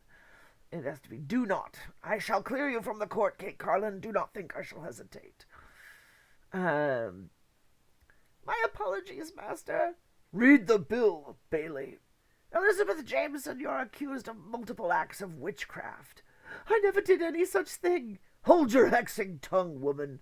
Such acts include the drying up of several of Master Hillman's cows. Is Master Hillman present? Aye, those cows was grand producers afore she... yeah, contractions. Reply aye only, master. If we require testimony, we shall call you up to witness. Aye, I'm here. Further accusation has been made that you attempted to seduce Master Byrne. Nay, he made every attempt to importune me. Yeah, now I know. Conjunction junction will do that. You gave me the horn. You cannot deny it. None of this. You get the horn all on your own, sir, else why would your wife be abed with your 8th child? My lust for you is sinful. If you please. Perhaps you should visit Master Hillman and his cows. Gavel noise. The judge. Silence! Silence in the court! No mouths will speak but my own unless invited to witness. A moment of silence. A cough or two. Good! Shall we add inciting Congress with animals to the charges against the accused for her impetuous insult to Master Byrne?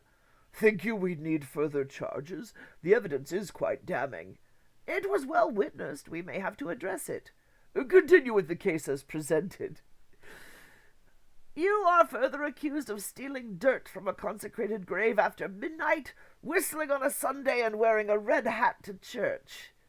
I never stole anything. I put flowers on me mother's grave, and the only time I had a moment to go there it had come down dark. But surely could not have been as late as midnight. Can I help it that I must work from sun up to sundown just to keep body and soul together? Your soul is debatable if these charges prove true. My soul is as clear as any other maiden's, sir, but I am poor and alone, an easy target for the lusts and accusations of others. You are accused by more than one of your fellow townsfolk. Do you claim they conspire against you? I know naught of conspiracy. I throw myself on the mercy of the great lords gathered here, and say that if I ever even had a foul thought, I banished it with prayers to God, and would never have acted on such, had I even any power to do so. Mercy is all very well, but witchcraft must be answered. Call the witch-finder! Witch-finder, enter! Murmurs as the door opens and a man enters. You must swear upon your immortal soul that you will speak true. I so swear. Excellent. You are an expert in the field of uncovering witches and heretics, are you not? I am. I have personally been witness to the execution of over 12 witches in several counties, all of which were uncovered by myself or my teacher, the estimable Reverend Malfour. Murmur of approval from the crowd. There are said to be certain signs that can unequivocally reveal a witch. Can you describe to us some of these in brief? I would be honored, masters. First, most witches have some animal, generally of a midnight color, to guide them. They are known to speak to this familiar, and it replies to them, though often in words unheard by any but the witch. Does the accused have such an animal familiar? I do not. I barely feed myself, let alone an animal. It is not the only sign, merely the most obvious. Witches often have an area on the body rendered insensate by their congress with the devil, patches which are scarred deep below the skin so they do not show, and yet cannot feel the prick of a pin or even a knife. And the accused, have you checked her for such? I have not yet been given that task. I will gladly take it up as required. I am not a witch. Surely an expert like yourself must see that, my lord. Witches may wear any visage, young lady. With such power as they wield, they may take any form, from elder crones to lovely young things like yourself. Truly, is there none who is safe from being a witch? The most likely are those who live alone, who choose to be far from the company of others, those who have no one to speak to their activity. I am not alone for a single portion of the day, as I must toil for 3 different families to earn enough to eat. I sleep in a pew in the church, having no place of my own, but where the good father might always see me. Let me read the charges, Bailey. At your pleasure, Witchfinder. May we retire from company for a few minutes, masters? I have a strong suspicion, but must impart it to you only, without onlookers. Follow me. Bailey, announce we will return shortly. Bring the accused, if you please. We must have private counsel for a few minutes. None shall leave whilst we are absent. Murmurs, feet movements. They walk out the door, closed door into a smaller room. May I perform a test on the accused, sir, here in your presence? Need you a pin to poke her with? I have in mind a more serious test, not for the eyes of the public. Well enough, what is it? I have a holy relic on my person for just such cases. If she is a witch, she will be unable to even gaze upon it. That seems clear enough. However, yes, if she can look upon it but not touch it, she may not be damned but have had dealings with a witch. Dealings? Even the most upright of folk may turn to the devil when desperate. They think that a simple charm or remedy will do them no harm, but that is how evil sneaks in through the tiniest of cracks. Oh, really? Yes, of course. Or a curse may be upon her. You say she has no family and no hopes of marrying due to her extreme poverty. Yes, it's quite tragic. And no one ever thought it might have been a curse that placed her in such straits? No. Do you think I must always consider it? What do we do if she is accursed? We must find the witch that laid the curse upon her, and destroy her to undo all her wicked works. Or his. Some of the most diabolical witches I have uncovered have been male. Good God preserve us! First, let us test the accused. If she is the witch, this will all be moot. A girl? My name is Elizabeth Jameson. You claim you are no witch, do you not? I am no witch, master. Then perhaps you are accursed. Are there any who would do such a thing to you, girl?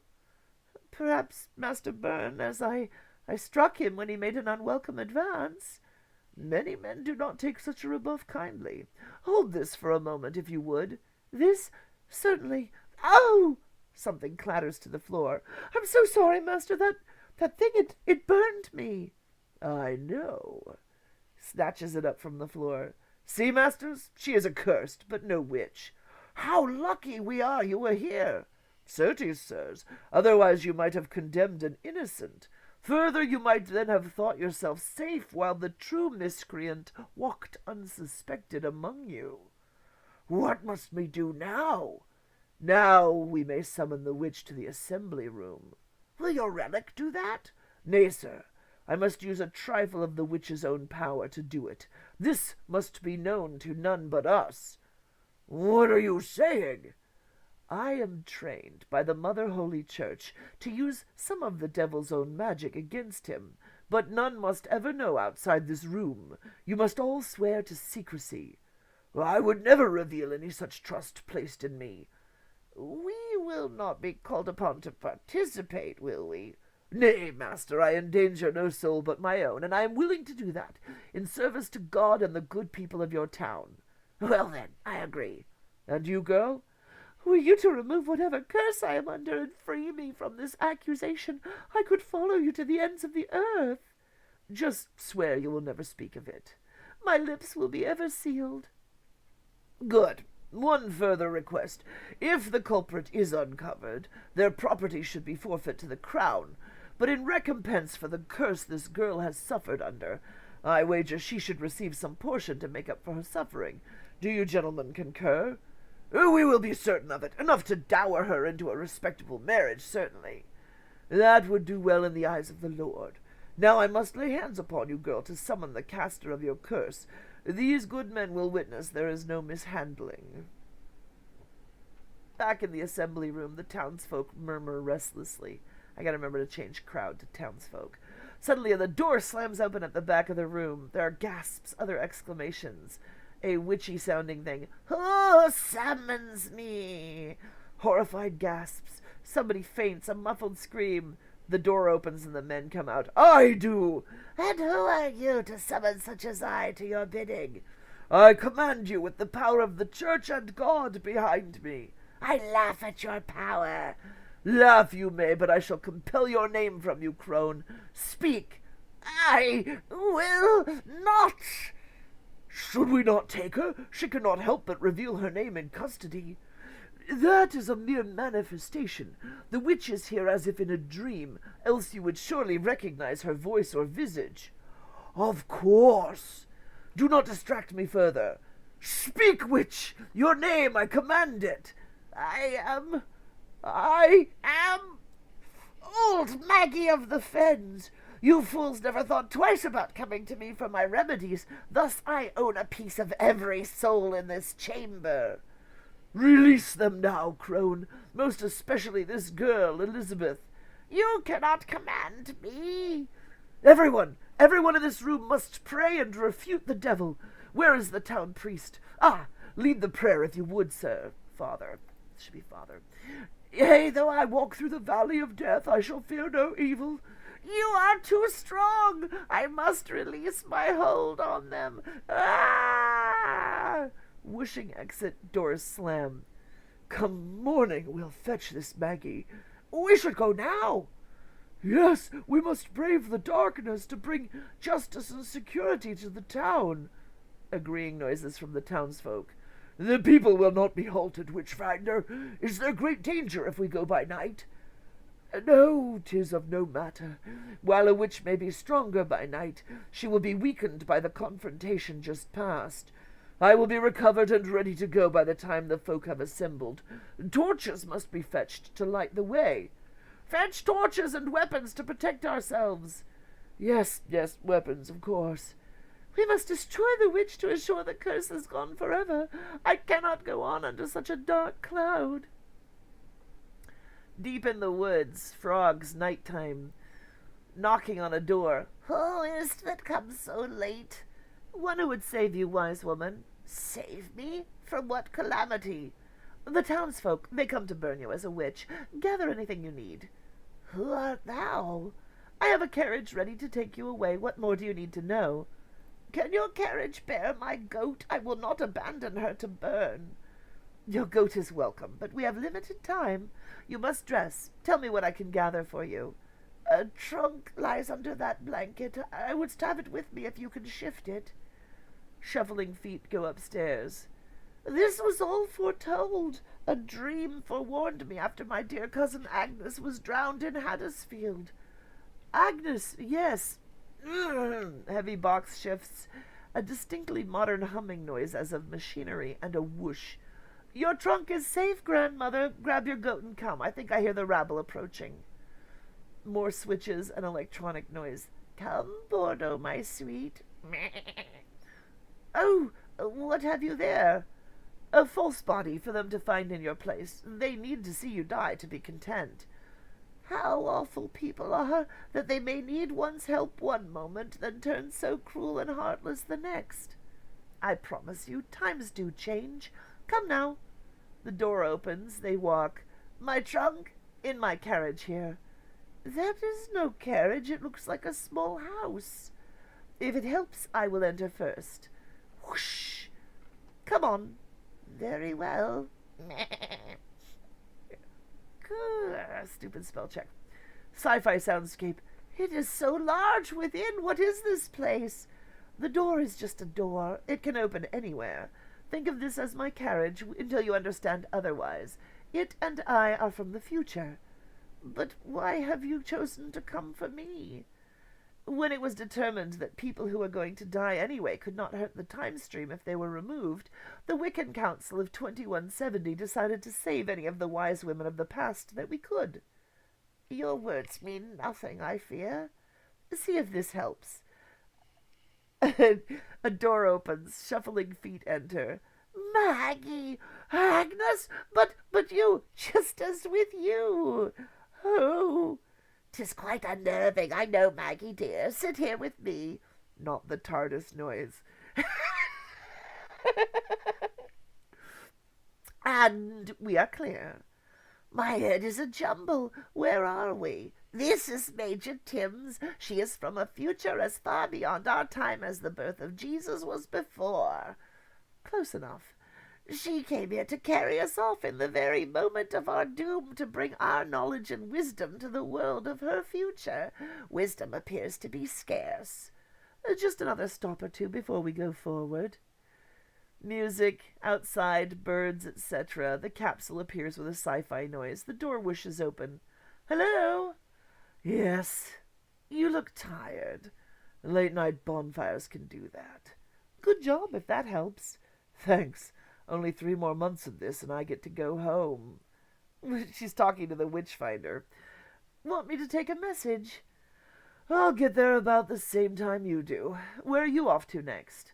Somewhere in Africa, late 1800s. How did we ever get past all this prejudice? Just keep up the good work, okay? You too. And don't catch dysentery.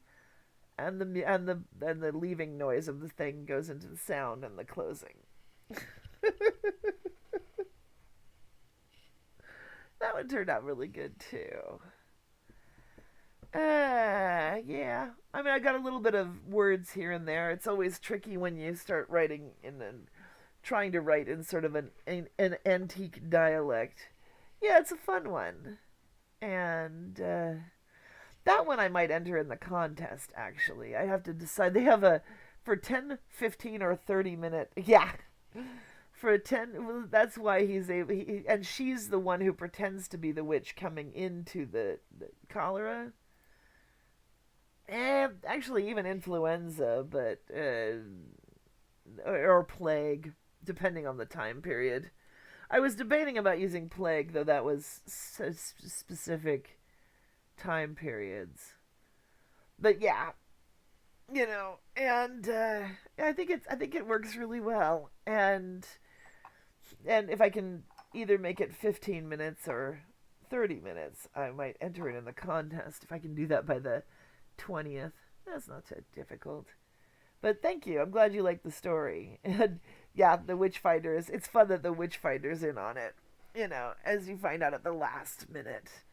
Though there's kind of hints of it early on if you listen to it again, because he's clearly rerouting the anger of the people and things like that. But anyway, yeah, those both turned out really well. I've got some really, really good ones that I need to finish. I mean, like scripts that once they're finished, I mean, this one I think I could enter in the contest. Yeah, time traveling witch savers. Yeah, basically. I mean, let's face it. Wisdom is always in short supply. It seems like, but. Yeah, I thought that one was cute. I mean, there's been things, stealing people away at the moment of their death and stuff. I've seen that before, but not specifically at the behest of the Wiccan Council. Yes, this is the script format I use because Haddock was asking about that. Because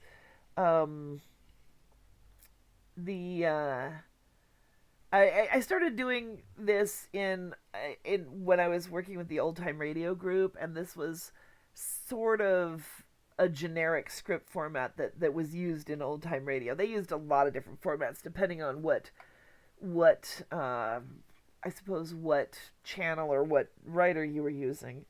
But this is what I settled on, and the way this works, it actually comes out to really close to a minute a page.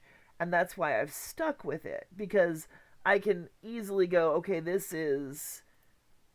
Wait, it's 17 pages long, so it's probably about 17 minutes long. And that without counting, for instance, the cast list, which isn't incomplete because I don't have the guys who show up. But anyway, the numbering on the left, in theory at least, it was originally used because we'd be like, oh, let's start over on page 3 at line 10 or something like that. Or if I need a retake, I can say to somebody, oh, I need your line from page 2, line 10. As opposed to, I need your line from page 2, that one that follows up this line and kind of says this. It's supposed to be so we can do spot changes if necessary. Or start over in real life if we were recording as a group, we start over at a certain point. It's not always that necessary because I can just copy the line and send it to him and go do this line again. But it's nice to have it as a frame of reference, and I just don't want to change my template. And wearing a red hat to church. That was actually a comment from, of all things, sumptuary laws. Not, because I was reading about the change in sumptuary laws when the Germanies went Protestant after being Catholic back in the 1500s, and one of the things that happened was one of the wearing a red hat to church, wearing red to church was considered it was tacky and showing off. It wasn't really a witch thing, but I just loved that kind of thing, throwing that in, because it's like, oh, it's the fruit of the carrot tree. What is it you feed the cat? Milk, bloody milk, bloody milk. Have you ever seen Blackadder? There's a witch hunter sequence in the first series of Blackadder that is a classic too, and so anyway, well, I'm glad those two came out good. That's definitely a promising start to getting some writing done again. I'm trying to write at least 1,000 words a day if I can, simply because I need to get writing. I keep having ideas and stuff, and okay, the titles of some of the scripts that I want to finish, are that I really want to. A couple of them are adaptations, like The Beast with Five Fingers and Second Variety. Those are two that would be great adaptations. But I have one called Folie à Deux, which I kind of want to retitle I Expect You to Die, Mr. Bond. Oh, yeah. Thank you. Thank you, Ironstone. Ironstone said he was honestly horse laughing at the "perhaps you should visit the cows" line. And then, of course, the follow-up is, maybe we should accuse her also of instilling Congress with animals, of inciting Congress with animals. Well, I want to make sure this isn't a totally super dark, because this is the kind of thing that could go super dark. Really, witch trials were no joke. But since it has a lighthearted ending, I wanted to make sure to do this. How do I start writing? Haddock asks. A lot of times I come up with an ending and a plot, or even it's whatever pops into my head first. Actually, I'll write them down, and if I get an ending, it's like, for instance, one of the ones that I want to work on is called Adam's Bombshell. And sometimes I'll just come up with a title, actually. But I'll get a situation, and I won't always have a good ending to it. And that's why I don't finish writing sometimes. But when I get a good ending to it, I can create a beginning easier than an ending sometimes. I'm not making any sense yet. Let's see. I've been writing for such a long time. I did a lot of role-playing scenarios for a fanzine I did years and years ago. And that was where I really actually sat down and completed things, because you start learning how to complete when you're trying to put out a zine, or you're trying to do a lot of writing for a purpose.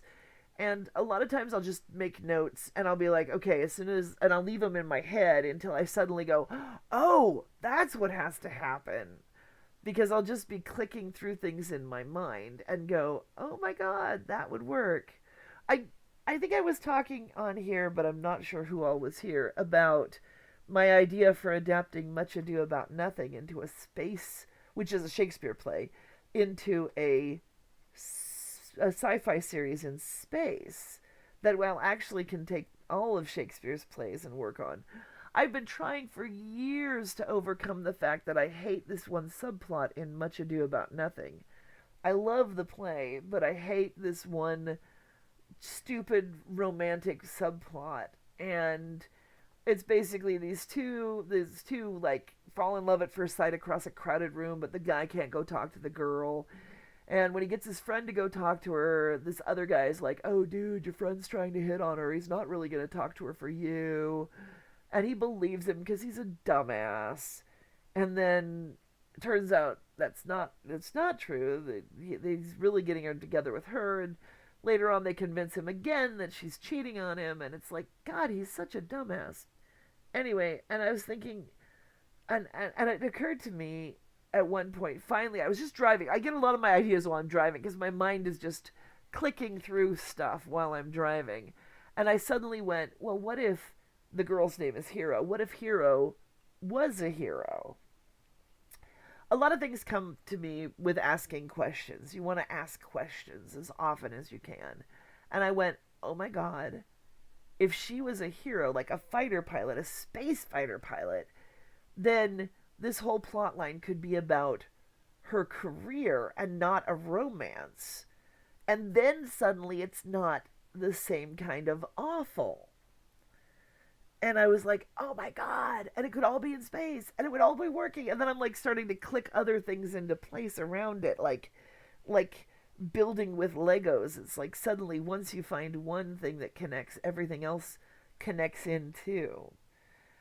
I do not tend to write a synopsis first. I'll write myself a really quick outline so I don't forget. But I don't usually write a full on synopsis. I write down everything so I don't forget, and then I will try to figure out where it goes after that. I mean, sometimes, let's see here. Oh, that one doesn't have a synopsis.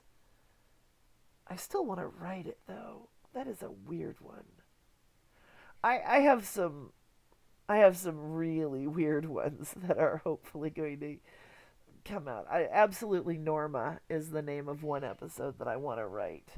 And it is so weird. It's all about people being trapped in a alternate dimension in a giant bug nest. And I'm trying to see if I have something where I've written, I'll just write down whatever I think of at the time, just like everything, hopefully, that came into my head. Get it down, leave it in the file so I can come back to it later and see which parts of it fit and which parts don't. I mean, there's times when you excise things. You can't use everything, and that's just the way it is. When something doesn't fit, you have to let it go. And it's hard sometimes, especially when it's a very clever thing. But you have to remember you can always use it somewhere else. Sometimes it just doesn't fit. It'll slow down the story, or it doesn't fit with the plot or the character or something. I don't know if I'm making any sense. I'm just gibbering. But, let's see. Yeah, Twilight Zone is, well, a lot of what I do in, yeah, both the Trapped one. Actually, I can see this one done as a Twilight Zone too. The Witch Trial one. But then a lot of what I write for 19 Nocturne has been very Twilight Zone-y. Let's see, Haddock says, my creative thinking seems to be all images. I get general concepts, plot twist moments, little piece here and there. Don't really know how to start it into a cohesive plot. I understand that. I would write all the bits down. The thing with me, I mean, one thing I've always done is dialogue is really key for me. I'll just start talking to myself as characters. And a lot of times that's where good stuff comes out of. And a lot of times I'll just let a character loose in my head and be like, okay, I'm going to think like this character. And I'll go to the store or something. And I'll just let the character comment on things. But I've also been a role player all my life, and sometimes really good stuff will come out of it. Sometimes it's just unblocks a writer's block or something. But sometimes you can get really amazing stuff out of that, oddly enough. It'll be like, just some weird random little thing that you can slip in, like, oh, I always use margarine instead of butter because blah blah blah blah blah blah blah, and maybe they have a stupid reason. But I also often like voraciously read things like old magazines and books and things to pick up details. Did anybody here listen to The Thing on the Doorstep, one of my Lovecraft adaptations? There, yeah, see, Haddock says, improv I can do, maybe just record myself. Ironstone says, I can't write dialogue at all either. It's just something to practice, to learn. And, I mean, for instance, with this one, I need to go through because I make Elizabeth start out sounding like she's low class and she's poor, but by the end she's saying things that wouldn't be in that character voice. I need to fix her voice, her speaking style, to make sure that she's consistent. And sometimes I'll write characters, I'll just kind of randomly assign things to them, and then I'll write it all out just as plain as necessary, and then I'll go back through and I'll fix it.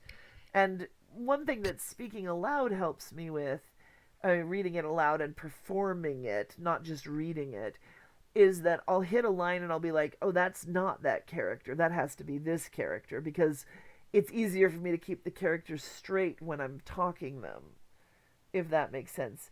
Well, in The Thing on the Doorstep, there's a party, and the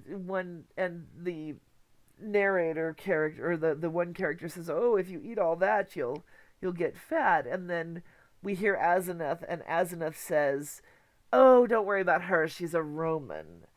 And it's like, okay, what does that mean? And then somebody points out to him, well, that means that she's gonna throw it all up again later. And I didn't make that up. I actually found that in a diet book from the 1920s, that the flappers actually said, I'm a Roman, if they were bulimic, to keep their weight down. I mean, that was a euphemism for it from the 20s. I mean, at least enough to be in this diet book. So I read, or at least skim, a lot of different books just randomly. I have a whole bunch of old books and magazines and things. And yeah, exactly, the old vomitorium. But I mean, it meant they were bulimic, which isn't a healthy thing, but back then you had to keep your figure. The reason I put that in, partly because it was a clever thing, but partly because it was a very crude thing to say. And so that it paints, right from the first moment you hear her, Asenath as a creepy, bitchy character, because it's just such a weird thing to say in public to somebody, to a random stranger. And so right from the start, Asenath is a little off-putting without anything else being said. Because, that's the kind of thing you just don't talk about. Or at least not talk about other people. And so, it's important sometimes to make characters right from their first instant you meet them. Especially because she didn't get a lot of lines throughout the story. And, I mean, in the original story, I don't think she spoke at all. She's talked about. And that's a constant problem with Lovecraft, is that he doesn't actually write conversations for the most part. He actually writes monologues that are recounted later. And by that I mean, instead of saying, I said blah blah blah, he said blah blah blah, I said blah blah blah, he said blah blah blah, they're like this. He said blah blah blah blah blah blah blah blah blah blah. I agreed with him. He said blah blah blah blah blah blah blah. I made some remark, but I can't remember what it was. So you're not actually getting a conversation, you're getting kind of the recounting of one character talking, but the other character talking about the conversation. It's like once removed, and you have to reconstruct half of the conversation such as it was from whole cloth. And I really want to work up to doing, I like what I did with the Dreams in the Witch House, which has never come out yet, except in the live reading we did, which was seriously flawed, because it was live and it was not in a good space and we didn't have effects or anything. But I moved the Dreams in the Witch House to the 60s because it feels like a psychedelic trip, man. Uh, and I'm looking forward to someday doing an Innsmouth that I hope will make people sick because it'll be so icky. Well, okay, maybe not quite make people sick. I'm a little too nice for that, but everybody see the problem I have with Innsmouth and with Lovecraft, and people are like, I love Innsmouth. I'm like, yeah, you're not a woman. And because the creepy part, well, there's okay, slight digression on Lovecraft. There are two movies that are loosely based on the story The Lurking Fear. And one of them is like a full moon movie by Stuart Gordon, and it's totally goofy. And that's actually fine. I have no problem with it. It's entertaining. The other one is called Bleeders, and it stars Rutger Hauer, among others. It is after Rutger Hauer stopped being an action hero, he started being the what do you call it? Dissipated town doctor kind of character. Yeah, no, I totally agree. Yeah, hearing a conversation from one person's point of view, Robin says, sometimes Lovecraft gets a little boring sometimes. Yeah, well, he's very wordy, and his words are a big part of his either attraction or detraction. And, I mean, either, that's one reason I love to read him aloud, because there's a poetry to the sound of his words that gets stuff across even when you don't know what every single word means. And but it doesn't always come across well when just reading it. And that's one reason he doesn't adapt well, is because if words are his forte, then turning it into a movie and having it all be visual, you lose all the words. The words are gone. But the thing I was about to say with The Lurking Fear with Bleeders, the monsters are terrible, but and it's funny because in Bleeders, Rutger Hauer plays a dissipated town doctor, but in the other version, in the Stuart Gordon Lurkers, it's George Takei. But it's not the same character. It's a made-up character in both cases. But yeah, I can understand that. But I mean, Lovecraft himself is very limited. Also, he's only done X amount of work and then died, and that's part of he never got to progress further in his writing, which is kind of sad. But in the Bleeders, the adaptation, what I was trying to say is that part of the story they're telling is of this guy who is inexplicably changing, and they can't make you sympathetic with him, particularly because you can't go through that with him. So they give him a wife. I mean, from a script writing perspective, what they do is they give you this wife to be the observer character, the character the audience feels through, so that she's seeing this happen, and in fact she's pregnant with his child and therefore is concerned about her child as well, and that gives you a whole different level of empathy than trying to empathize with somebody who feels like they're turning into a monster. And I really liked that. That was really well done. For all that the monsters were cheesy and the movie's not that super, I thought that was a really good choice to make. I mean, just like in the movie The Resurrected, which is an adaptation of the case of Charles Dexter Ward, and a really good one. But this one was by Stuart Gordon, oddly enough. They give you a detective. They turn it almost noir, and they give you this detective who does voiceovers to get some of the language in, and also because it's a trope of detective stories, it's not an obtrusive thing, and so he's a third party observer of what's going on, and that actually worked really well too. I mean, sometimes that's the only way to tell a story if you can't get into the head of the character the story is actually happening to. You have to get in the head of somebody who's watching it happen to them. I went off kind of on a tangent there, but I love doing script writing stuff because I've studied screenwriting for a while, and mostly through books and things, and I've had a good time with that. I mean, I studied it all about around 2000 probably. I should probably go back and oh, did I ever listen to any Vincent Price stories? I love Vincent Price's voice. I love listening to him. I mean, in fact, somebody was asking today on Facebook, what was the first audiobook you ever listened to? And I wrote down an LP of Vincent Price reading scary stories for children because that really was the first audiobook I listened to. And he's got something that is almost unreplicatable, if that makes sense. Something to his it's not even just tone of voice, it's that evil glee, you know. Oh yeah, I mean, I even remember parts of it. I had to check it out of the library too. You know, it's like, come or go ye before, come or go ye. If you will not go before, come let me ring a with her shins, looping lightly with her shins. Come or Colin, crone and queen, round you go. It was supposed to be an incantation for a Sabbath thing for witches, and it stuck in my head. I have this brain though that picks up stuff and just remembers it if I listen to it enough. That's how come I know like song lyrics to like 10,000 songs. I may not know all the lyrics, but I know a lot of them.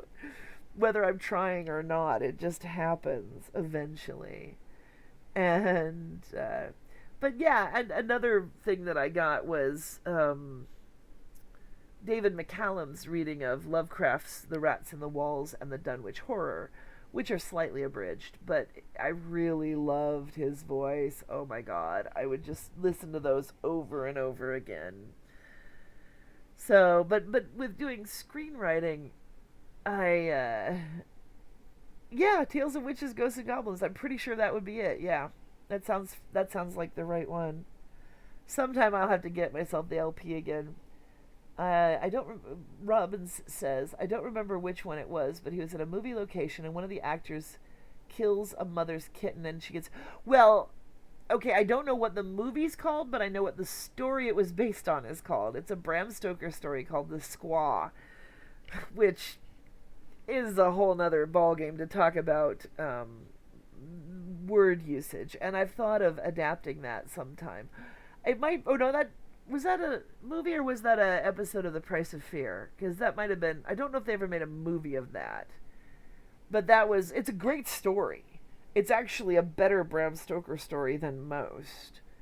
And I've thought of reading that one. I probably should record it for the Patreons or something.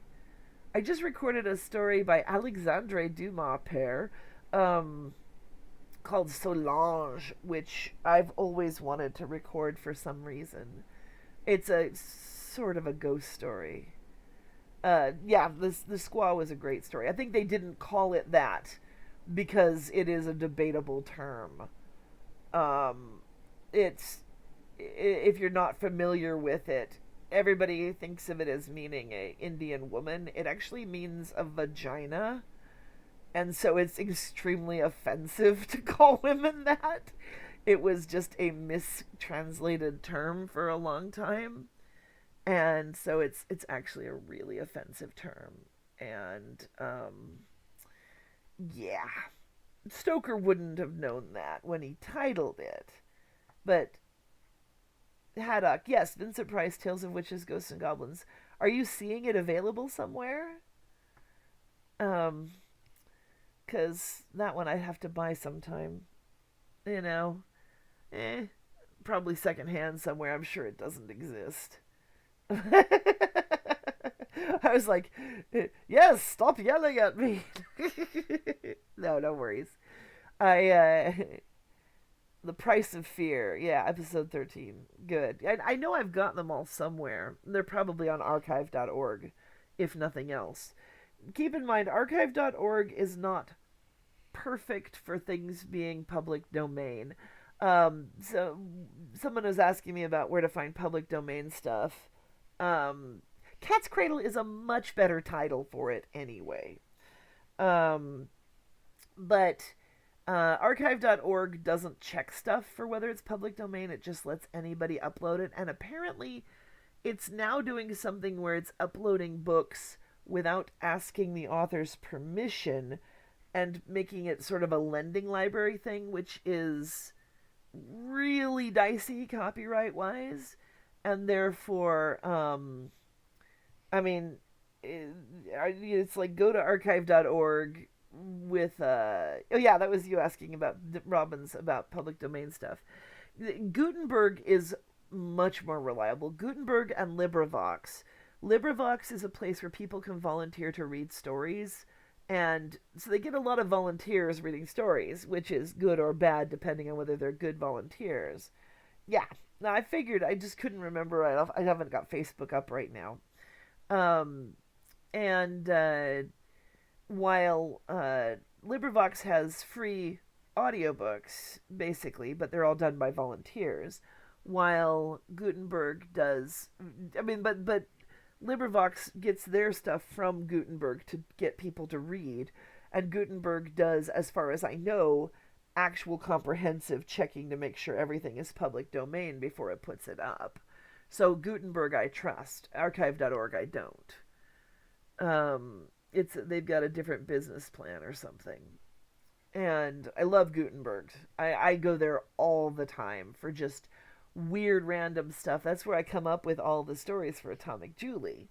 There's a lot of the old sci-fi magazines that the copyrights were never renewed on, and anything published before like 1976 when the law changed, or anything that passed into public domain before the law changed stayed public domain, and anything that wasn't renewed when the copyright ran out before the law changed stayed public domain. Copyright is a terrible, endless pile of poop. Yeah. Oh, yes. There's Ironstone. There is finding something to listen to or preserve is one thing. Finding something you can freely adapt or perform is different. Yeah. Yeah, Gutenberg is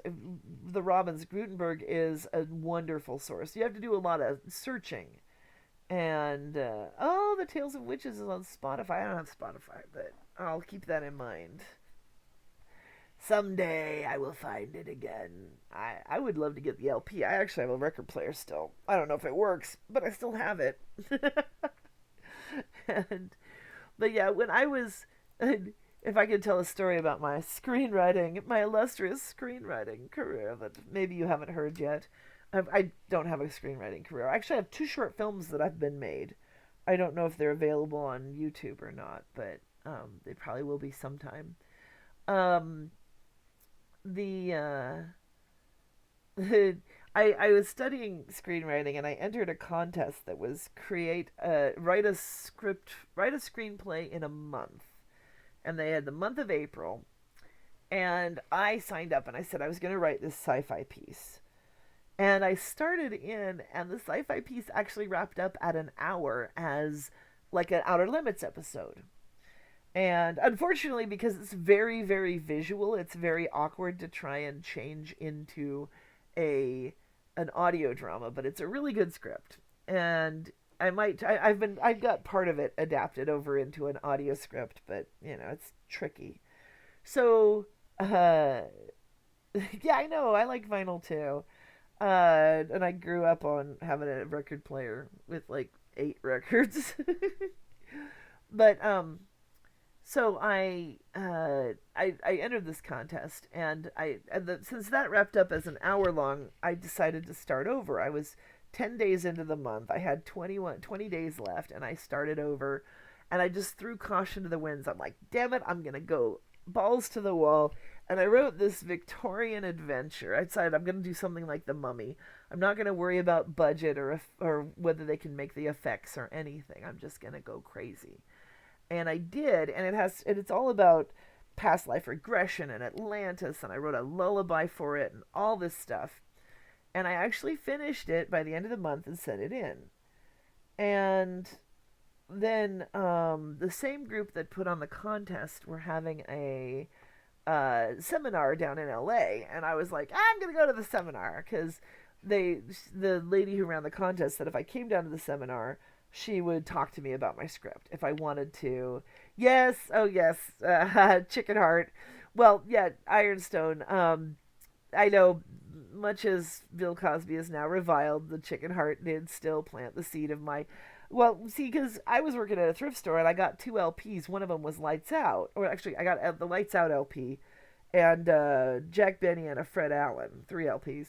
And my brother and I actually turned the lights out. It wasn't the chicken heart because, as far as I know, that one doesn't actually exist in its entirety recording. It's only in pieces, but the ones that were on lights on the record were really good. But anyway, so I went down to this seminar, and it turned out to be much more basic than it sounded like. It sounded like it was going to be actually educational, and it was like, first grade instead of 8th grade or something. And yet, when I got to it, there's like 18 people as participants and 2 guys running it, and then the woman who organized it, and the other guys. All the other people around the table are like, oh, well, I've been to so-and-so's story program, 3 times, and, oh, I'm studying at Juilliard, and I'm doing this, and I'm like, I read 12 books and taught myself, but I didn't say anything, so I'm sitting here being quiet, and it does, the only ones I've ever come across seem like they've been abbreviated, but anyway, I know there's an episode that I want to recreate that doesn't exist in its entirety. It's a Quiet Please, not a Lights Out though. But anyway, so I'm keeping shut while all these other people are talking about all the classes they've gone to and stuff, and then we get into the class, into doing this stuff, and it's all pretty basic, and I'm like, oh well, I thought this was going to be more exciting, and at one point they pull up a scene and they have us read it, and I volunteered to read because my head. They're like, we need somebody to read a part, and I'm like, hands up, because I'm a big ham. And we did a scene from The Graduate, which I actually hadn't seen at that point.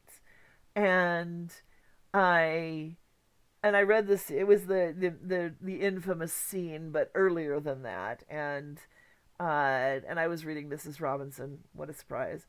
And we get through the scene, the bit that we're reading, and the teachers are like, okay, so what's going on in this scene? And people are like, oh, it's a this, it's a that. And I raised my hand and I went, it's a status struggle. And everyone stares blankly at me. And I'm like, oh my God. And then the teacher's like, yes, it's a status struggle. And I'm like, oh God, I know more than everyone else in the room.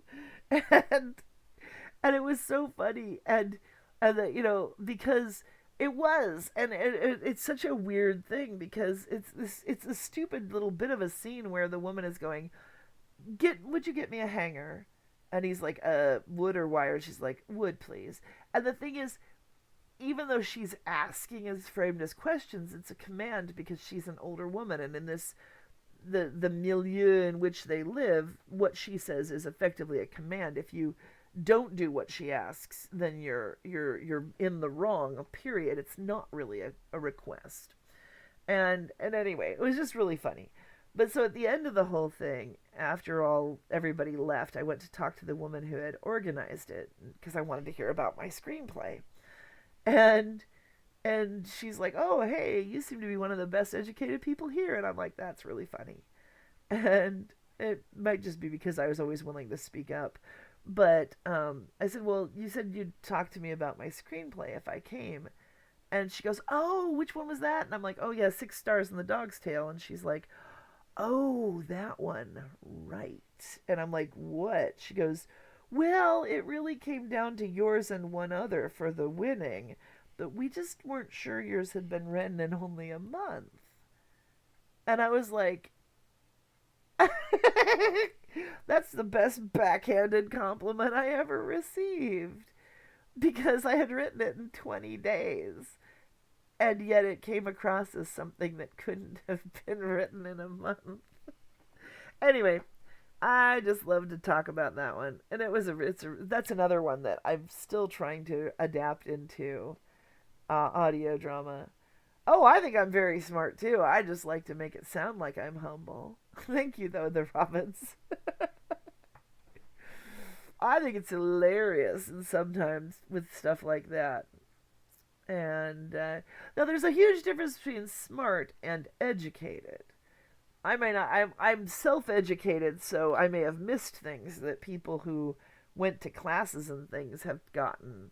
But at the same time, there's it's just like the difference between, it's like somebody can be smart and yet be very, very ignorant, just like somebody can be very dumb and still be very good at something if they've learned how to do it. They're two different kinds of intelligences, which we learn from Dungeons and Dragons. No. There's intelligence and wisdom. I mean, I know some people who consider themselves to be of middling intelligence who at the same time are very good at common sense, and I know some people who think of themselves as geniuses who have zero common sense. So there are several different kinds of intelligence. I think I should probably wrap this up about now. Thank you all for staying and hanging out, and I will be back tomorrow at 6 p.m. to do another scene. If I manage to do one scene a night, I should get at least the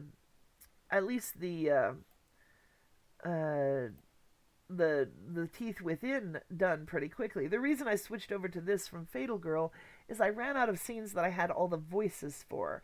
As soon as I get a couple more voices, I'll go back to that for a while. But for now, I'm just gonna work with this until then, because I have the voices, and that way I keep moving forward and get something done.